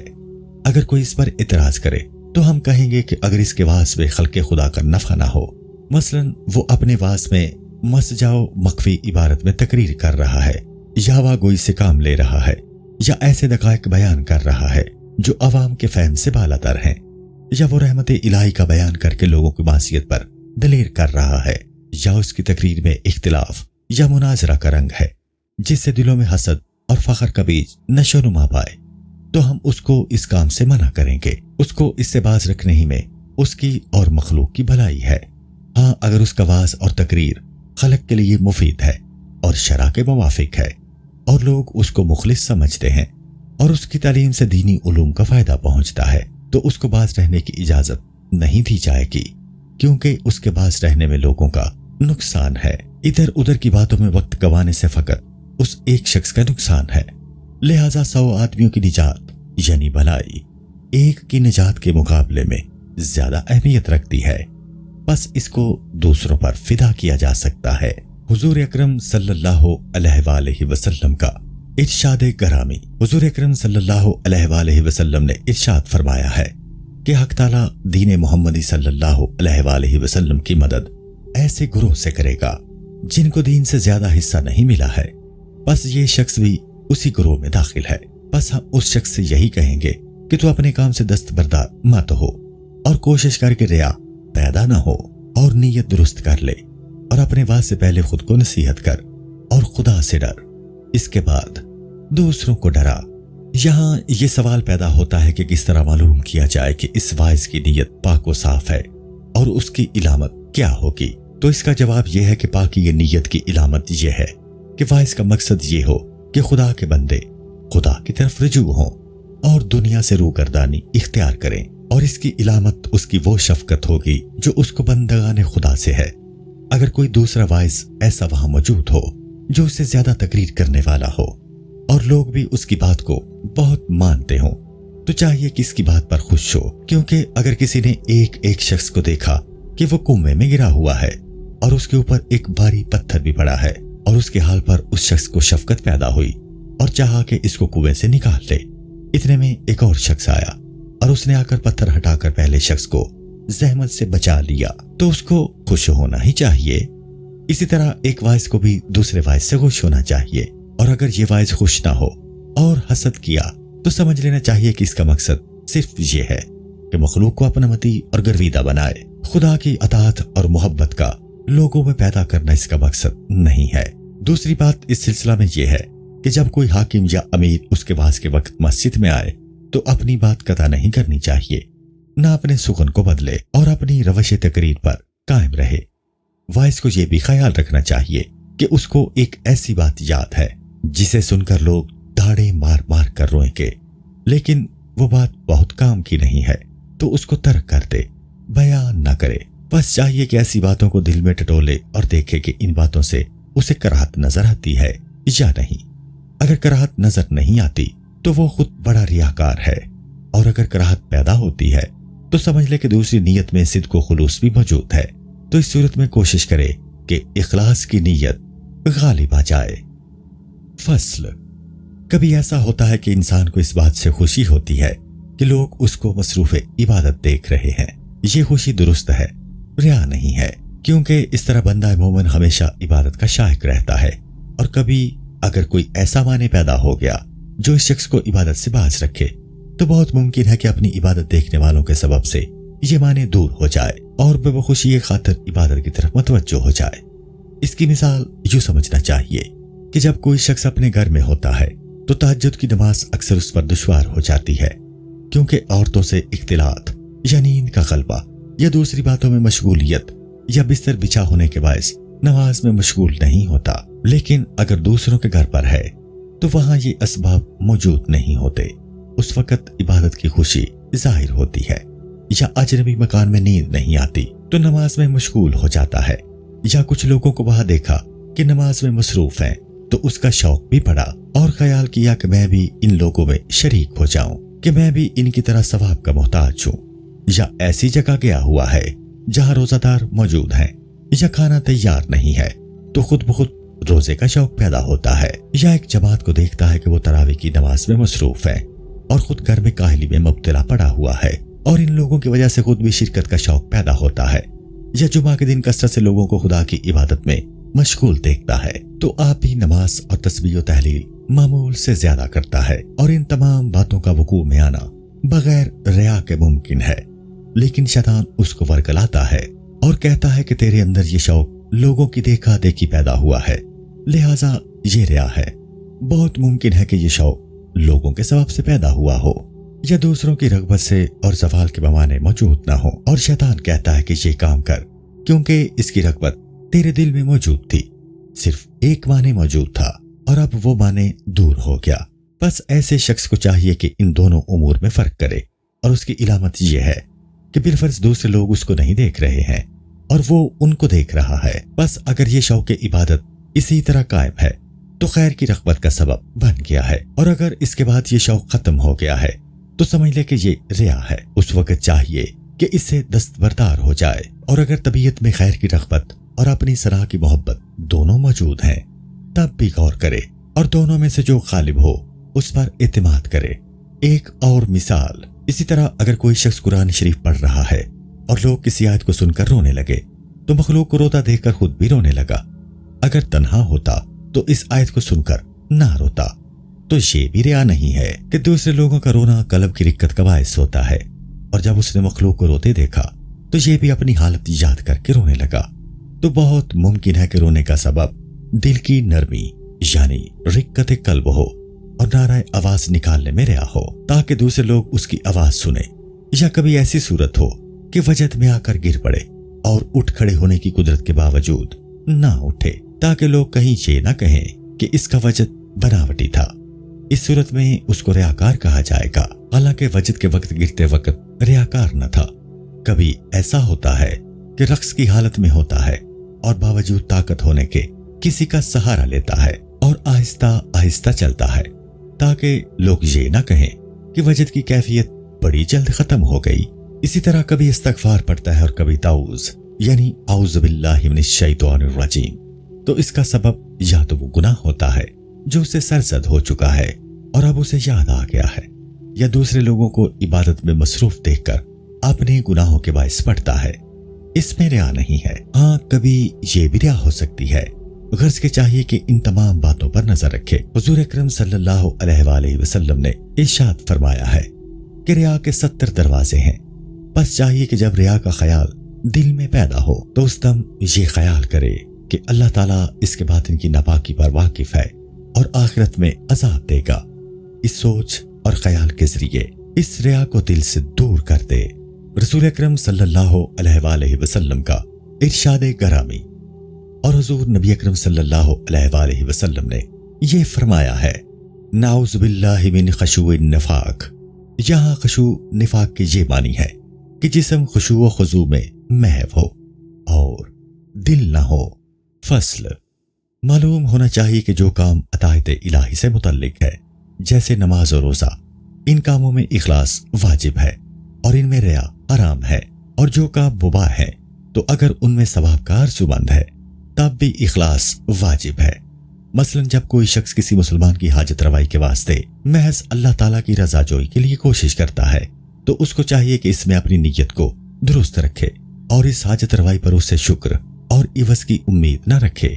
اسی طرح اگر کوئی استاد اور معلم ہو، وہ اگر شاگرد سے یہ توقع رکھے کہ وہ اس کے پیچھے چلے یا خدمت کرے تو اس طرح گویا وہ ثواب کا طالب ہو گیا اور اس کو ثواب نہیں ملے گا۔ ہاں اگر استاد کی خواہش کے بغیر شاگرد اس کی خدمت کرے تو یہ دوسری بات ہے، لیکن بہتر یہی ہے کہ استاد اس کو قبول نہ کرے، اور اگر قبول کرے اور جبکہ اس کا یہ مقصد نہیں تھا تو ظاہر ہے کہ تعلیم کا ثواب ضائع نہیں ہوگا، بشرطے کہ اگر شاگرد کسی موقع پر اس خدمت سے باز رہے تو استاد متعجب نہ ہو۔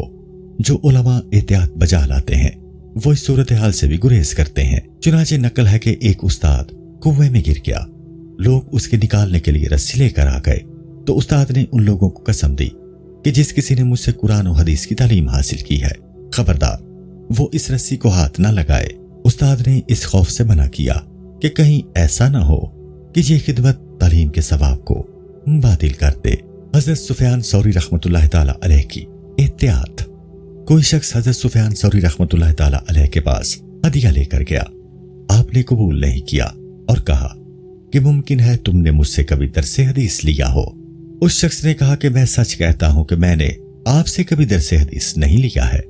آپ نے فرمایا तुम तो सच कहते हो, लेकिन तुम्हारा भाई मुझसे पढ़ता है, तो मुझे इस बात का डर है कि कहीं इस हदिया की वजह से तुम्हारे भाई पर ज्यादा शफकत ना करने लगूं। इसी तरह एक शख्स अशरफियों के 2 तोड़े हजरत सुफियान सौरी रहमतुल्लाह ताला अलैह के पास लेकर गया और उनसे कहा कि आपको याद होगा कि मेरे वालिद आपके दोस्त थे, उनकी कमाई हलाल की कमाई थी, मुझे इस माल में से ये माल मिरास में मिला है, आप इसको कबूल कर लीजिए। हजरत सुफियान सौरी रहमतुल्लाह ताला अलैह ने वो माल ले लिया और जब वो शख्स चला गया तो हजरत सुफियान सौरी रहमतुल्लाह ताला अलैह ने अपने बेटे को उस शख्स के पीछे वो तोड़े देकर रवाना किया और वो अशरफियां भेज दी, इसलिए कि हजरत सुफियान सौरी रहमतुल्लाह ताला अलैह को याद आ गया था कि अशरफियां देने वाले शख्स के बाप से उनकी दोस्ती महज अल्लाह के लिए थी, किसी दुनियावी गर्ज से नहीं थी। अशरफियां वापस करके जब हजरत सुफियान के बेटे घर वापस आए तो बड़ी बेसब्री के साथ बाप से कहा कि बाबा, आपका दिल बहुत ही सख्त है, आपको मालूम है कि मैं बाल बच्चों वाला शख्स हूं और इफलास और गुर्बत में गिरफ्तार हूं, आपने मुझ पर रहम नहीं किया। वो अशरफियां आप अगर मुझे दे देते तो मेरे बहुत से काम निकलते। हजरत सुफियान सौरी रहमतुल्लाह ताला अलैह ने फरमाया कि ऐ फरजंद, तुम खुद तो फरागत से गुजर बसर करना चाहते हो, लेकिन कयामत के दिन मुआखिजा मुझसे होगा और मुझ में इस मुआखिजा की ताकत नहीं है। उस्ताद की तरह शागिर्द को भी चाहिए कि इल्म हासिल करने से उसका मकसद रिज़ाए इलाही हो और उस्ताद से सिवाय इल्म के किसी बात की उम्मीद न रखे। मुमकिन है कि कभी अपने दिल में वो इस तरह का ख्याल करे कि अगर मैं उस्ताद का बदी और फर्मा बरदार रहूंगा तो उस्ताद मेरी तालीम में ज्यादा दिलचस्पी लेगा और दिल से तवज्जो करेगा। ये बात गलत और कतई तौर पर रिया है। शागिर्द को चाहिए कि उस्ताद की खिदमत करके अपना दर्जा खुदावंद ताला के हुजूर से तलब करे, ना कि उस्ताद से उसका ख्वाहा हो। इसी तरह माँ बाप की रजामंदी महज खुदावंद ताला की खुशनुदी के लिए चाहिए और उनको खुश करने के लिए अपने आप को उनके सामने पारसा साबित करने की कोशिश ना करे, क्योंकि इसमें फौरी मासियत है। हासिल कलाम ये कि जिस काम में सवाब की उम्मीद रखता हो उसको खालिसन लिल्लाह बचा लाए। वल्लाहु आलिम। अस्सलामु अलैकुम। पूरी किताब देखने के लिए हमारे YouTube चैनल सूफी समा की प्लेलिस्ट में जाएं। यहाँ आपको मुख्तलिफ बुजुर्गों की किताबें मिलेंगी और जो किताब पूरी ना हुई उस पर काम तेजी से हो रहा है और रेगुलर बेसिस पर अपलोड होती रहती हैं। आपसे गुजारिश है कि आप हमारे YouTube चैनल को सब्सक्राइब कर लें और बेल नोटिफिकेशन पर क्लिक कर लें ताकि हमारी आने वाली किताबें आपको मिलती रहें। जज़ाकुल्लाहु खैर।